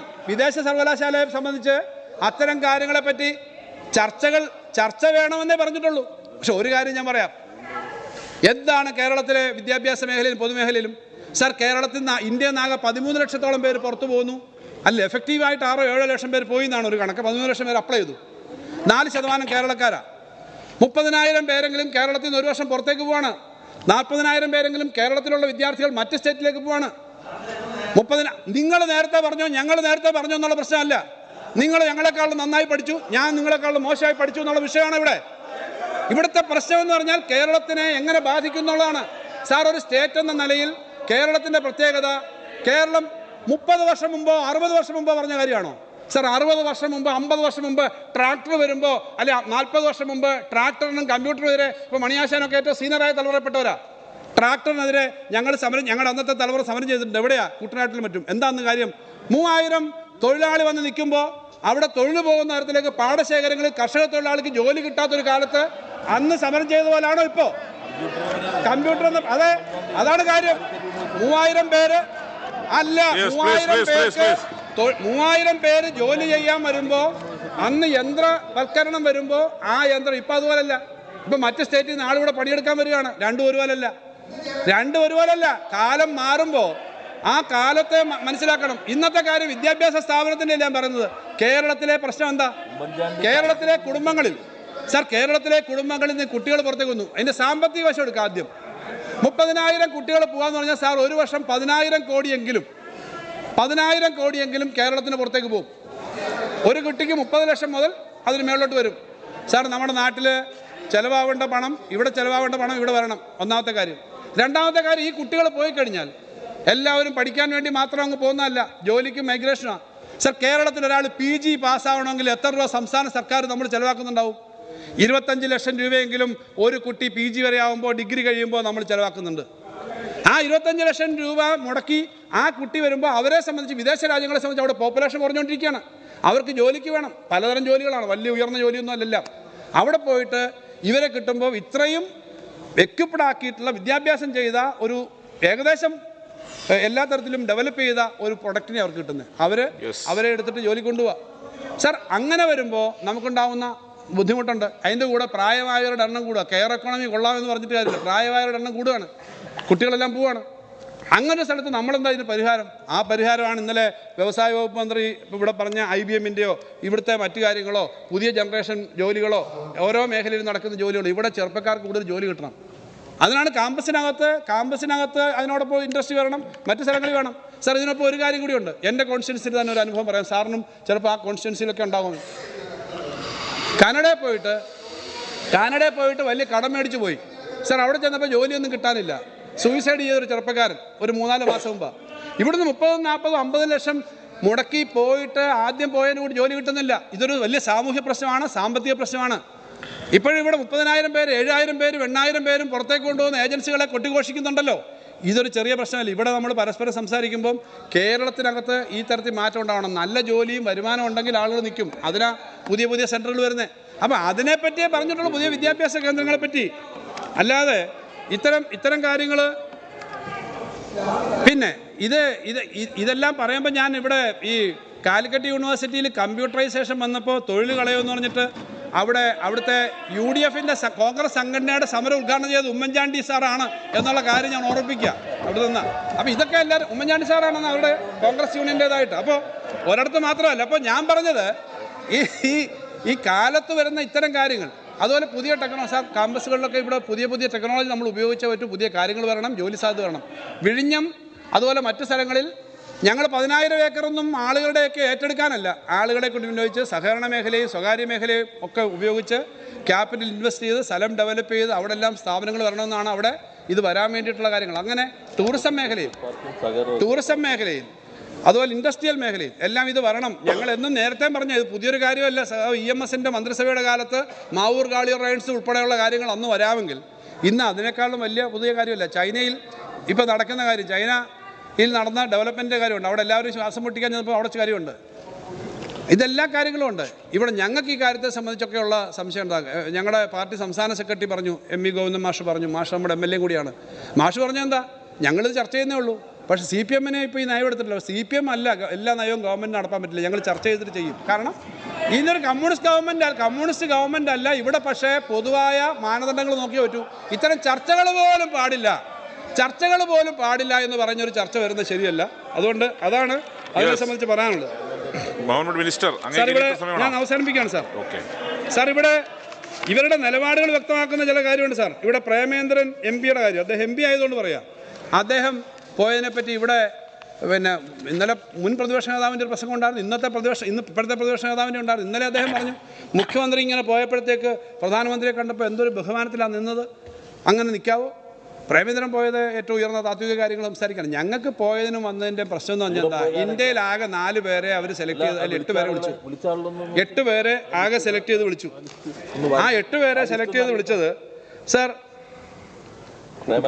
വിളിച്ച ആളുകൾ ഒന്ന് കേന്ദ്രമന്ത്രി എൽ മുരുകൻ തമിഴ്നാട്, ലഡാക്കിൽ നിന്നുള്ള BJP അംഗം MP ജാമങ് സെറി, BJP MPയും ദേശീയ വക്താവായ മഹാരാഷ്ട്രയിൽ നിന്നുള്ള Heena Gavit, Nagaland BJP MP S Phangnon Konyak, India സഖ്യത്തിൽ ചേരാതെ നിൽക്കുന്ന ഒറീസയിലെ BJD MP സുഷ്മിത് പത്ര, ഇന്ത്യ സഖ്യത്തിൽ ചേരാതെ നിൽക്കുന്ന ആന്ധ്രാപ്രദേശിലെ TDP MP Rammohan Naidu, India മുന്നണിയിൽ ചേരാത്ത മറ്റൊരു പാർട്ടിയായ BSPയുടെ MP റിവേഷ് പാണ്ഡെ, പിന്നെ നമ്മുടെ കേരളത്തിൽ നിന്നുള്ള MP അദ്ദേഹത്തിനെ വിളിച്ചു.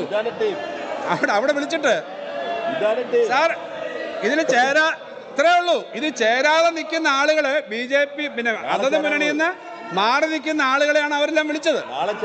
ഇവിടെ ഇത് വിളിച്ചത് ഏറ്റവും നല്ലൊരു കാര്യമാണ് എന്ന് പറയുന്നത്. ഞങ്ങൾ ശശി തരൂരിനെ വിളിച്ചില്ല, ആകെ ഇവിടെ നമ്മുടെ കാസർഗോഡ് MP പറഞ്ഞതുപോലെ ഞാനാണേ പോകത്തില്ലായിരുന്നു എന്ന് പറഞ്ഞല്ലോ. ഈ കാര്യത്തിനകത്ത് ഇങ്ങനെ വിളിക്കുന്നത് ഇപ്പോൾ എന്താണ് അവരുടെ? അപ്പം ഇത് മുഖ്യമന്ത്രി പ്രധാനമന്ത്രി വരുമ്പോൾ തൊഴുതു, അദ്ദേഹത്തിനെ ബഹുമാനിച്ചു. മുഖ്യമന്ത്രി പ്രധാനമന്ത്രി വരുമ്പം ഇതൊക്കെ എന്ത് കാര്യം? മുഖ്യമന്ത്രി കാണുമ്പോൾ സംസാരിക്കുന്ന പോലെ ആണോ? അങ്ങ് പറഞ്ഞൊരു ഉദാഹരണമാണ് ഏറ്റവും കഷ്ടമായിപ്പോയി. പ്രതിപക്ഷ നേതാവ് അങ്ങ് പറഞ്ഞു, എന്നെ മുഖ്യമന്ത്രി പലപ്പോഴും വിളിച്ചിട്ടുണ്ടല്ലോ, എന്നെ ശിവൻകുട്ടി മിനിസ്റ്റർ വിളിച്ചല്ലോ. കേരളത്തിലെ മുഖ്യമന്ത്രിയെയും BJPയുടെ രാഷ്ട്രീയത്തെ ഒരേപോലെയാണ് അങ്ങ് കാണുന്നത് എന്നുള്ളതാണ് സാർ അങ്ങയുടെ പ്രശ്നം. കേരളത്തിലെ CPM ഞാൻ പറഞ്ഞ അതും രണ്ടും ഒരുപോലാണോ? മുഖ്യമന്ത്രി വിളിക്കുന്നത് രണ്ടും ഒരുപോലാണോ? BJPയുടെ നിങ്ങളിപ്പോൾ കോൺഗ്രസ് നേതാക്കന്മാർ നമ്മൾ ഇവിടെ എന്ന് പറയുമ്പോൾ വീട്ടിൽ വിളിക്കുന്ന ഇപ്പം കോൺഗ്രസ് നേതാക്കന്മാർ ഇപ്പം കോൺഗ്രസിന്റെ നേതാക്കന്മാർ വിളിച്ചു കഴിഞ്ഞാൽ കോൺഗ്രസിനെ ഞങ്ങൾ കാണുന്നത് RSSന്റെ ഇത്തരം ഒരു സമീപനം പോലല്ല ഞങ്ങൾ കാണുന്നത്. കോൺഗ്രസിന്റെ കാര്യത്തിന് വിളിച്ചു കഴിഞ്ഞാൽ അപ്പൊ അതുകൊണ്ട് ആ പറഞ്ഞത് ശരിയല്ല. മുഖ്യമന്ത്രി വിളിച്ചിട്ടും ഞാൻ പോയില്ലല്ലോ എന്ന് പറഞ്ഞിട്ട് പിന്നെ പൊതുവായ ക്രിസ്മസ് വിരുന്ന് ഇതുപോലുള്ള വിരുന്നുകൾ അതൊക്കെ പൊതുവുള്ള കാര്യമല്ലേ സാർ? അതിന് വന്നില്ലല്ലോ. അപ്പൊ അതിന് വന്നില്ല. അപ്പൊ അങ്ങ് വന്നില്ല. രാഷ്ട്രീയമായിട്ട് ഇങ്ങനെ സാർ ഇതിനകത്തൊരു കാര്യമുള്ളൂ. ഇതൊരു വാണിംഗ് ആണ്. ഞങ്ങളൊരു വാണിംഗ് പറയുന്നൊരു റെഡ് ലൈറ്റ് കത്തുന്നുണ്ട്, ശ്രദ്ധിച്ചാൽ കൊള്ളാം. അതേ പറയുന്നുള്ളൂ സാർ. അപ്പൊ അതുകൊണ്ടാണ് സാർ, കാരണം അതിനെ സാർ അതിന് ഗഡ്കരി മന്ത്രിയാണ്. ഈ നാഷണൽ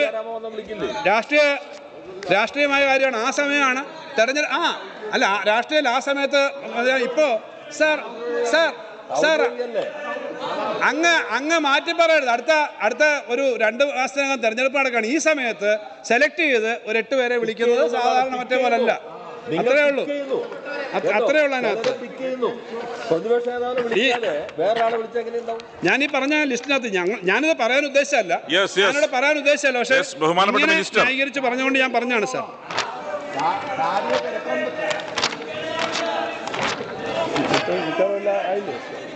സാർ ഞാനിത് സാർ ഇനി ധാരാളം കാര്യങ്ങൾ പറയാനുണ്ട്. ഞാനതെല്ലാം എല്ലാം സമയമെടുത്ത് പറയുന്നില്ല സാർ. നമ്മുടെ ഇവിടെ വന്ന ചർച്ചകളിൽ കുറേയേറെ കാര്യങ്ങൾ വന്നെങ്കിലും ഇപ്പം നമുക്കിപ്പോൾ ഇതിനകത്ത് കൂടുതൽ പ്രഖ്യാപനങ്ങളൊന്നും നടത്താനില്ലെങ്കിലും ചില കാര്യങ്ങളിൽ പിന്നെ ഞാനിവിടെ നേരത്തെ പറഞ്ഞു, സിവിൽ സപ്ലൈസിൻ്റെ കാര്യത്തിനകത്ത് 2000 കോടിയിൽ 2001 കോടി എന്ന നിലയിൽ തന്നെ അതിൻ്റെ ബഡ്ജറ്റ് വരും. അതിനായിട്ട് അഡീഷണൽ വരുന്ന പണം നമ്മൾ നീക്കി വെക്കും എന്നുള്ളത് നമ്മൾ പറഞ്ഞിട്ടുണ്ട്. സാർ കേരള അന്താരാഷ്ട്ര സാംസ്കാരിക സമുച്ചയം നമ്മൾ നേരത്തെ പറഞ്ഞിരുന്നു. അതിന് പണം വെക്കുന്നതല്ല, നമ്മളൊരു കാഴ്ചപ്പാട് പറഞ്ഞിരുന്നു. കേരളത്തിലെ എല്ലാ കലാരൂപങ്ങളും അവതരിപ്പിക്കാൻ പറ്റുന്ന ഭക്ഷണശീലങ്ങളുള്ള കേരളത്തിൻ്റെ ആകെ ഒരു ക്രോസ് സെക്ഷനായിട്ട് വരുന്നൊരു സെൻറ്റർ ഉണ്ടാവണം എന്നൊരു ഗ്രൗണ്ട് നോർക്കയും കൂടി ബന്ധപ്പെട്ടിട്ടൊക്കെ ഉള്ളതാണ്. അങ്ങനെ ഒരു സെൻറ്റർ ഡെവലപ്പ് ചെയ്യണം. അവിടെ വരുന്നവർക്ക് കേരളത്തിലെ സ്ഥിരമായിട്ട് ഒരു വേദി എന്ന നിലയിൽ വിവിധ കലാപരിപാടികൾ അവതരിപ്പിക്കുന്ന ഒരു സംവിധാനം വേണം. അതുപോലെ തന്നെ ഭക്ഷണശീലങ്ങൾ വേണം. വലിയ കൺവെൻഷൻ നടത്താൻ പറ്റുന്നൊരു സെൻറ്റർ ഡെവലപ്പ് ചെയ്യണം.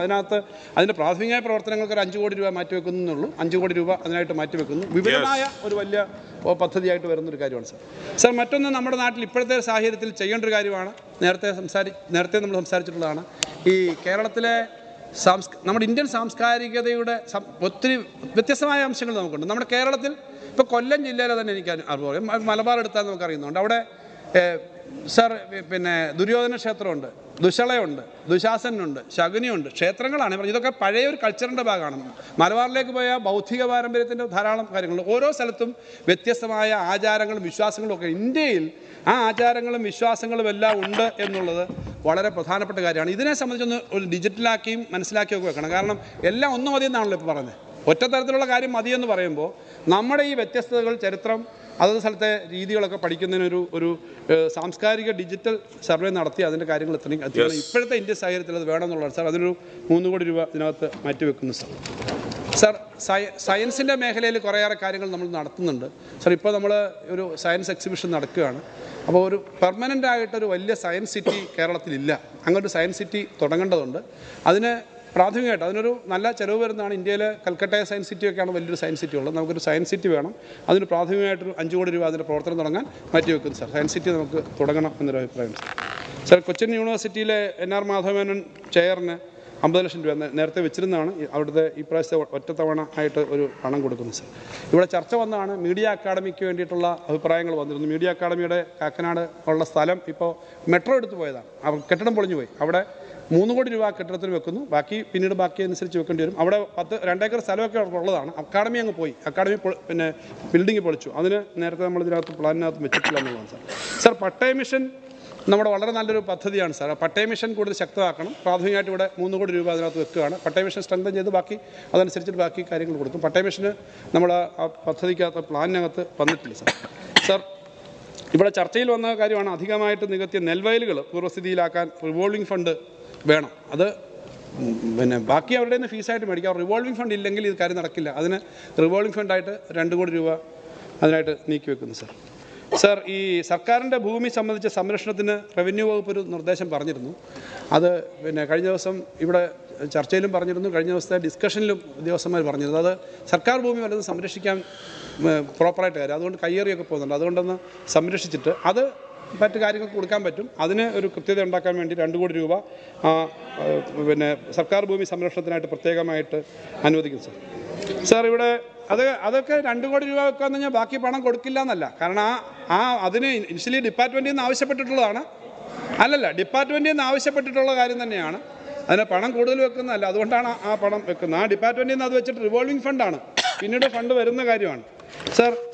ഈ ക്ഷീരവികസനത്തിന് ഇവിടെ ബീജബാങ്കിൻ്റെ പണം പറഞ്ഞു പോയിട്ടുണ്ട്. അവിടെ ആ മേഖലയിൽ ആവശ്യമായ പണം അനുവദിക്കും. ഞാൻ പിന്നെ അതിനകത്ത് ഇപ്പോൾ സെൻട്രൽ ഗവൺമെൻറ്റിൻ്റെ പണം വരുമ്പോൾ അതിനുള്ള മാച്ചിങ് ഗ്രാൻറ്റ് പണം കൊടുക്കേണ്ടതാണ്. ആവശ്യമായ പണം അനുവദിക്കുന്നു എന്നുള്ളത് ഇവിടെ പറയുകയാണ് സാർ.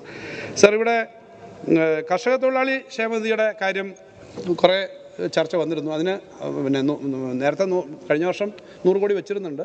ഇപ്പോഴും ആ പണമുണ്ട്. 20 കോടി രൂപയും കൂടി അധികമായിട്ട് കർഷക തൊഴിലാളികളുടെ പ്രവർത്തനത്തിന് പറയാം. ക്ഷേമനിധി പെൻഷൻ മുഴുവൻ കർഷക തൊഴിലാളിക്ക് നമ്മുടെ പൊതുവായ സ്കീമിൽ നിന്നാണ് കൊടുക്കുന്നത്. ബാക്കി അവിടുത്തെ അവരുടെ വർഷാന്ത്യ ആനുകൂല്യം അങ്ങനെയൊക്കെ ഉള്ള കൊടുക്കാനുള്ള പണത്തിന് വേണ്ടിയിട്ടുള്ളതാണ് സാർ അത്. സാർ, ഈ ക്യാമ്പസ് ഇൻഡസ്ട്രിയൽ പാർക്ക് വിദ്യാഭ്യാസ വകുപ്പും ഇൻഡസ്ട്രീസും കൂടെ വലിയ താല്പര്യം എടുക്കുന്നതാണ്. നല്ല വിജയകരമായ ഒരു പദ്ധതിയാണ് സാർ. പലയിടത്തും ഇത് വരുന്നുണ്ട്. 1-2 സ്ഥലത്ത് അത് കാര്യങ്ങൾ വന്നിരുന്നു. അടുത്ത ദിവസം തന്നെ ഞങ്ങളുടെ ഞങ്ങളുടെ ആ മേഖലയിൽ തന്നെ, എൻ്റെ മണ്ഡലത്തിലെ മേഖലയിൽ തന്നെ അത് ഇൻഡസ്ട്രിയൽ പാർക്ക് എന്ന നിലയിൽ അവിടെ ഒരു ഇൻഡസ്ട്രി IHRDയിൽ വരുന്നുണ്ട്. അപ്പോൾ ഇങ്ങനെ പല സ്ഥലത്തും അവിടെ ഇനിഷ്യേറ്റീവ് ഉള്ളിടത്തൊക്കെ പുതിയ ക്യാമ്പസ് വരുന്നുണ്ട്. 10 കോടി രൂപ അതിനായിട്ട് വെക്കുകയാണ്. ബാക്കി വരുന്ന മാർക്ക് 10 കോടി രൂപ ക്യാമ്പസ് ഇൻഡസ്ട്രിയൽ പാർക്കിന് വേണ്ടി വെക്കുന്നുണ്ട്. ക്യാമ്പസുകളായി ചേർന്നിട്ട് ആ കാര്യം വികസിപ്പിക്കാൻ വേണ്ടി സാർ. സഹകരണ മേഖലയിൽ അതിന് പണം വെക്കുന്നില്ല. സഹകരണ മേഖലയിലെ വ്യവസായ പാർക്കുകൾ എന്നൊരു ആശയം ഇപ്പോൾ പറഞ്ഞിട്ടുണ്ട്. അതിന് വ്യവസായ പാർക്കുകൾക്ക് അപ്പോൾ അതിനകത്ത് വ്യവസായ പാർക്ക് വന്നാൽ ഈ ക്യാമ്പസ് ഇൻഡസ്ട്രിയൽ പാർക്കിനായാലും സഹകരണ വ്യവസായ പാർക്കിനായാലും പ്രത്യേകത അതിന് ഈ സംസ്ഥാന സർക്കാരിൻ്റെ ഇൻഡസ്ട്രീസ് വകുപ്പിൻ്റെ ഒരു പ്രത്യേക സബ്സിഡി ഉണ്ട്. റോഡും എല്ലാം റെഡിയാക്കി കൊടുക്കുന്നതിൻ്റെ പദ്ധതിയുണ്ട്. അതനുസരിച്ച് ആ കാര്യമുണ്ട്. ആ വ്യവസായ പാർക്ക് എന്ന നിലയിൽ ഇപ്പോഴത്തെ ഈ ചർച്ചകളുടെ അടിസ്ഥാനത്തിൽ അവിടെ കുറച്ച് കൂടുതൽ കാര്യങ്ങൾ വരണം എന്നുള്ളതാണ് സാർ. സാർ, ഈ സഹകരണ മേഖലയിലെ പ്രവർത്തനങ്ങൾ എടുത്തു പറയുമ്പോൾ ഒരു കാര്യം പറയണം. ഞാനത് ബഡ്ജറ്റിൻ്റെ ഫണ്ടൊന്നും ഇത് കൊടുക്കുന്നതല്ല സാർ. ഈ സഹകരണ മേഖല വല്ലാത്ത തകർച്ചയാണ്, തകർന്നുപോയി, ജനങ്ങളുടെ പിന്തുണയില്ല എന്നൊക്കെ പറയുന്ന സമയത്ത് നമ്മളെല്ലാം കൂടി സഹകരണ മേഖലയെ കേരളത്തിൽ എല്ലാവർക്കും ഒരു താല്പര്യമാണ്. വിമർശനം ഉണ്ടാവും, അല്ലാതെ അതിനകത്ത് പ്രതിപക്ഷം ഭരണപക്ഷമൊന്നും മാറ്റമൊന്നും ഞാൻ പറയുന്നില്ല സാർ. ഈ വർഷത്തെ സഹകരണ നിക്ഷേപ പദ്ധതിയിൽ എന്നോട് ഇന്ന് നമ്മുടെ സഹകരണ വകുപ്പ് മന്ത്രി 23,000 കോടി 23,362 കോടിയാണ് കേരളത്തിലെ സഹകരണ മേഖലയിൽ ഈ നിക്ഷേപ പദ്ധതി വഴി വന്നത്. അപ്പോൾ സഹകരണ മേഖല നന്നായി ഉപയോഗിച്ചുകൊണ്ട് 9,000 ടാർഗറ്റ് വെക്കുമ്പോഴാണ് ഇത്രയും വന്നത്. അത് ഉപയോഗിച്ചുകൊണ്ട് നമ്മുടെ കുറേയേറെ പദ്ധതികൾ, നിക്ഷേപ പദ്ധതികൾ ഇവിടെ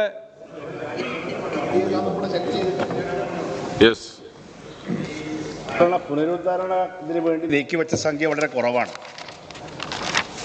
ഒന്ന്, നമ്മൾ ഈ വിശ്വാസ്യത എത്രത്തോളം ഉണ്ട് എന്ന് തെളിയിക്കുന്നതാണ് ഈ ഡെപ്പോസിറ്റ് മൊബിലൈസേഷൻ. അപ്പോൾ കുറച്ച് സംഘങ്ങൾ വഴിവിട്ട് പ്രവർത്തിക്കുന്ന സംഘങ്ങളുണ്ട്. അപ്പോൾ അതും കൂടി ശരിപ്പെടുത്തി എടുക്കാൻ ഈ നീക്കി വെച്ച സംഖ്യ പോരാ എന്നുള്ള കാര്യം ഒന്ന് ഞാൻ മന്ത്രിയുടെ ശ്രദ്ധയിൽ കൊണ്ടുവരാണ്. സാർ, ഇപ്പോൾ അതിനകത്ത് ആ ഫണ്ട് വെച്ചിട്ടുണ്ട്. കുറച്ചുകൂടി അതിന് ആവശ്യമനുസരിച്ച് വെക്കേണ്ടി വരും. സഹകരണ മേഖലയെ സംരക്ഷിക്കാൻ വേണ്ടിയിട്ടുള്ള കൂടുതൽ കാര്യങ്ങൾ ആ മേഖലയിൽ ഉണ്ടാവും. ചർച്ച ചെയ്യാം, നമുക്കത് ചെയ്യാം. പക്ഷേ ഇപ്പോൾ നമുക്ക് ഈ സഹകരണ മേഖലയിൽ ഇത്രയും ഫണ്ട് വന്നപ്പോൾ അവർക്ക് നല്ല റിട്ടേൺ കൊടുക്കുന്നതിനുള്ള നല്ല നിക്ഷേപ പദ്ധതികൾ നിങ്ങൾ സംയുക്തമായിട്ട് ആലോചിച്ച് എടുക്കുക എന്നുള്ളത് വളരെ പ്രധാനമാണ് സാർ.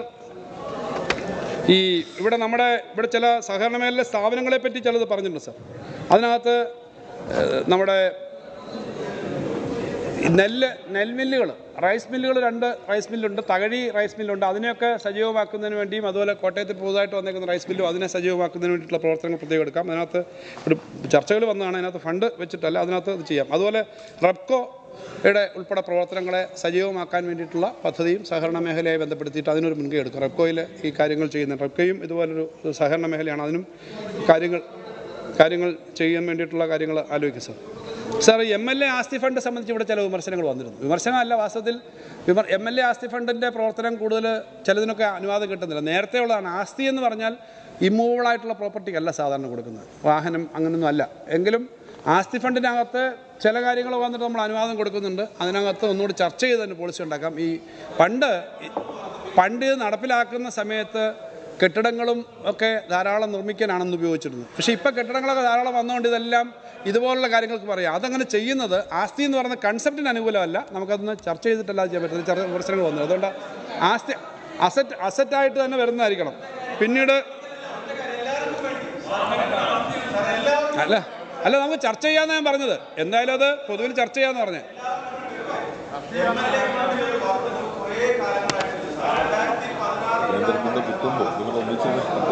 അല്ല, അത് നമുക്കൊന്ന് ഭാവി നോക്കേണ്ട കാര്യമല്ലോ. ഇപ്പൊ നല്ല ഭാവി നോക്കേണ്ട കാര്യമല്ലോ.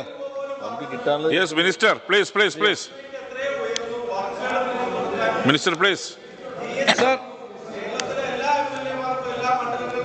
സാർ, ഇത്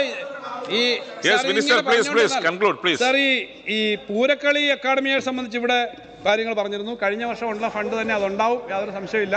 അത് ആ ഫണ്ട് അനുവദിക്കും. ഫണ്ട് വന്നില്ല എന്നാണ് പൂരക്കളി അക്കാദമിയുടെ. ആ ഫണ്ട് ഉണ്ടാവും, തർക്കമില്ല സാർ. ഈ GST സംബന്ധിച്ച് ഇവിടെ ചില ചോദ്യങ്ങൾ വന്നു. ഞാനതിനകത്ത് പറഞ്ഞില്ല. എന്നാലും ഇൻ്റലിജൻസും സംവിധാനങ്ങളും ഒക്കെ കുറച്ചുകൂടി ഇമ്പ്രൂവ് ചെയ്തിട്ടുണ്ടെന്നും ഏകദേശം 1700 കോടി ഈ വർഷം തന്നെ അവരുടെ നിന്ന് ഫൈൻ അടച്ചു എന്നുള്ളത് പറഞ്ഞല്ലോ. ഞാനത് ആവർത്തിക്കുന്നില്ല. നേരത്തെയുള്ള ചോദ്യത്തിന് മറുപടി പറഞ്ഞിരുന്നു സാർ. ഇവിടെ ഒരു ചർച്ച വന്നത് ഈ ഇൻഫോർമർ റിവാർഡ് വളരെ നന്നായിട്ട് നടപ്പിലാക്കണം, അതിന് കൂടുതൽ ഫണ്ട് അനുവദിക്കണമെന്നാണ്. ഇപ്പോൾ ഒരു സിസ്റ്റം ഉണ്ട്. ഈ മേഖലയിലുള്ള അറിയുന്ന ആളുകൾ തന്നെയാണ് പറഞ്ഞത്. ആ ഇൻഫോർമർ റിവാർഡ് സിസ്റ്റം വളരെ ശക്തമായിട്ട് ആ GST മേഖലയെക്കുറിച്ച് അതിന് കൊടുക്കും സാർ. മലപ്പുറം KSRTC ബസ് സ്റ്റാൻഡിന് 5 കോടി രൂപ അനുവദിക്കുന്നു സാർ. അവിടെ ആ ബസ് സ്റ്റാൻഡ് ഒന്ന് പുതുക്കി പണിയാൻ വേണ്ടിയിട്ടുള്ള സൗകര്യത്തിന് വേണ്ടിയിട്ട് സാർ. പിന്നെ സാർ, ഇവിടെ പൊതുവെ സ്കൂൾ പാചക തൊഴിലാളികളുടെയും പ്രൈമറി ടീച്ചേഴ്സിൻ്റെയും ഒക്കെ അവരുടെ ചില സൗകര്യങ്ങൾ, പരിഷ്കരണം തുടങ്ങിയ കാര്യങ്ങൾ വന്നിരുന്നു. അത് നമുക്ക് തുടർന്ന് ഇത് കഴിഞ്ഞാൽ ആ കാര്യം അവരുടെ കാര്യങ്ങളിൽ പരിഹാരം ഉണ്ടാക്കാം സാർ. അത് മിനിസ്റ്റർ, ഇനി ഈൽഡ് ചെയ്യണ്ട, സമയം കുറയായി. പ്ലീസ്. സാർ, എല്ലാ MLA-മാരും നേരിടുന്ന ഒരു പ്രശ്നമാണ് ഈ ഗ്രാമീണ റോഡുകളുടെ പുനരുദ്ധാരണം. PWD റോഡുകളല്ലാത്ത ഗ്രാമീണ റോഡുകൾ കൂടി ഇന്ന് സഞ്ചരിക്കാൻ നിവർത്തിയില്ല. അതുകൊണ്ട് അതിനു വേണ്ടി ഒരു തുക, ഗ്രാമീണ റോഡുകളുടെ പുനരുദ്ധാരണത്തിന് വേണ്ടി തുക ഉൾപ്പെടുത്തണമെന്നൊരു നിർദ്ദേശമാണ്. സാർ, ഈ ശാസ്താംകോട്ട കായലിന് നമ്മൾ നേരത്തെ പറഞ്ഞിട്ടുള്ളതാണ്. അവിടെ നേരത്തെ വെച്ചിട്ടുള്ള 1 കോടി രൂപ ശാസ്താംകോട്ട കായലിൻ്റെ സൗകര്യമായിട്ട് പിന്നെ അത് വികസിപ്പിക്കുന്നതിന് വേണ്ടിയുള്ള ശാസ്താംകോട്ട കായലിൻ്റെ സമയം നമ്മൾ ഈ കഴിഞ്ഞ ബഡ്ജറ്റിൽ പറഞ്ഞൊരു പ്രധാനപ്പെട്ട കാര്യമാണ് 25 നഴ്സിംഗ് കോളേജ് തുടങ്ങുമെന്നുള്ളത്. 16 നഴ്സിംഗ് കോളേജ് അതിനകത്ത് തുടങ്ങി. 16 നഴ്സിംഗ് കോളേജ് തുടങ്ങി, 5 എണ്ണം അല്ല, അതിനകത്ത് 5 എണ്ണം തുടങ്ങിയതല്ല, 16 എണ്ണം ബഡ്ജറ്റ് പറഞ്ഞു, 16 എണ്ണം തുടങ്ങി. അതിനകത്ത് സീമെൻറ്റിൻ്റെ ഇതാണ് 7 എണ്ണം. അപ്പോൾ അവിടെ സർക്കാരിൻ്റെ ഒരു സഹായം നല്ല 1 കോടി രൂപ വെച്ച് 7 കോടി രൂപ ആ കാര്യത്തിൽ നഴ്സിംഗ് മേഖലയിലേക്ക് കൊടുക്കുന്നു. സാർ ഇവിടെ ഈ പറഞ്ഞ കാര്യങ്ങളുണ്ട് സാർ. അവിടെ എന്ത് വേണ്ടേ? Minister please. സാർ, ഈ 2 പദ്ധതികൾ MLA ഫണ്ട് 2 പദ്ധതികൾ ഇതിൽ പറഞ്ഞിട്ടുണ്ട്. അതിൻ്റെ ഫണ്ട് ഇപ്പം നമ്മൾ തീരുമാനിച്ച ഓരോരുത്തർക്കും ഇല്ല. അതിനകത്ത് മുൻ പ്രതിപക്ഷ നേതാവ് പറഞ്ഞാണ് ഗ്രാമീണ റോഡുകളുടെ പ്രശ്നമുണ്ട്. ഞാൻ പറഞ്ഞ 1000 കോടി രൂപ നിർമ്മാണ പ്രവർത്തനത്തിനായിട്ട് നമ്മൾ മാറ്റിവെക്കുന്നു. അത് സ്റ്റിമുലേഷൻ പാക്കേജാണ്. അതിനകത്ത് ഗ്രാമീണ റോഡുകൾക്ക് ഒരു പ്രാധാന്യം കൊടുക്കും. കാരണം നാട്ടിൽ കുറേയേറെ നിർമ്മാണം നടക്കാനാണ്. അതിൻ്റെ വിശദമായ കാര്യങ്ങൾ നമുക്ക് തയ്യാറാക്കാം. കുറേയേറെ ഗ്രാമീണ റോഡുകൾക്ക് തന്നെയായിരിക്കും. കാരണം ഗ്രാമീണ റോഡുകൾക്കൊരു പ്രശ്നമുണ്ട്. അത് തദ്ദേശ സ്വയംഭരണമായിട്ടൊക്കെ ധനകാര്യ വകുപ്പ് അതിനകത്ത് ഒരു തീരുമാനം എടുക്കാവുന്ന തരത്തിൽ തന്നെയാണ്. അതനുസരിച്ച് ഓരോ സ്ഥലത്തെയും കൃത്യമായിട്ട് എടുക്കുക സാർ. രണ്ടാമത് സാർ, നമ്മൾ പറഞ്ഞ നവകേരള സദസ്സുമായി ബന്ധപ്പെട്ട് ധാരാളം നിർദ്ദേശങ്ങൾ വന്നിട്ടുണ്ട് സാർ. അതിനകത്ത് പ്രതിപക്ഷം സഹകരിച്ചിട്ടില്ല എന്നുള്ള കാര്യം അതിനകത്ത് അതൊരു പ്രശ്നമല്ല സാർ. അതത് സ്ഥലത്ത് അതൊരു പ്രശ്നമല്ല. ഞാൻ പറഞ്ഞാൽ അതിൻ്റെ അടിസ്ഥാനത്തിൽ വ്യത്യാസമില്ല. എല്ലാ മണ്ഡലങ്ങളിലും ഏറ്റവും നല്ല മാതൃകാപരമായ ഒരു പദ്ധതി വേണം സാർ. അതിന് 1000 കോടി രൂപ മാറ്റിവെച്ചിട്ടുണ്ട് സാർ. അതിൻ്റെ വിശദമായ പരിപാടി വരും. അപ്പോൾ ഈ കാര്യങ്ങൾ എല്ലാം നമുക്ക് ഏറ്റവും നല്ല എന്നത്തേക്കും പറ്റുന്ന ഒരു അസറ്റ്, അതിന് പറ്റുന്ന ഒരു കാര്യമെന്ന നിലയിലാണ് സാർ 1000 കോടി രൂപ അതിന് മാറ്റി വെച്ചേക്കുന്നത്. ആ കാര്യങ്ങൾ നമുക്ക് അതിനെടുക്കാൻ പറ്റും സാർ. ഏതാണ്ട് സമയമായി സാർ. സാർ ഇത്രയും കാര്യങ്ങളാണ് സാർ. ഇത്രയും കാര്യങ്ങളാണ് സാർ ക്യാമ്പസ് ഇൻഡസ്ട്രിയൽ പാർക്ക് അവിടെ ഇത്രയും കാര്യങ്ങളാണ്. അപ്പോൾ ഇതിനകത്ത് ഞാൻ ഈ ടൈ ഫൈനലി റിസർച്ച് ടൈ കണക്കിൻ്റെ അവസാനം ക്ലോസ് ചെയ്യണം സാർ. നേരത്തെ നമ്മുടെ ടൈ അനുസരിച്ച് 273 മൈനസ് 273 ആയിരുന്നു. ഇപ്പോൾ നമ്മൾ പറയുന്നത് ശ്രീമതി ആശ പ്ലീസ് 129 കോടിയും കൂടെ വരും സാർ. ഇപ്പം പറഞ്ഞ അത്രേ ഉള്ളൂ, 129 കോടിയും കൂടെ വരും. അപ്പോൾ അതിൻ്റെ ഭാഗമായിട്ട് 403.94 സാർ. 403.94 കോടി രൂപ മൈനസായിട്ട് വരുന്ന ഇതാണ് ഇപ്പോഴത്തെ ടൈയുടെ ലേറ്റസ്റ്റ് കണക്ക് സാർ. ഇത്രയാണ് സാർ.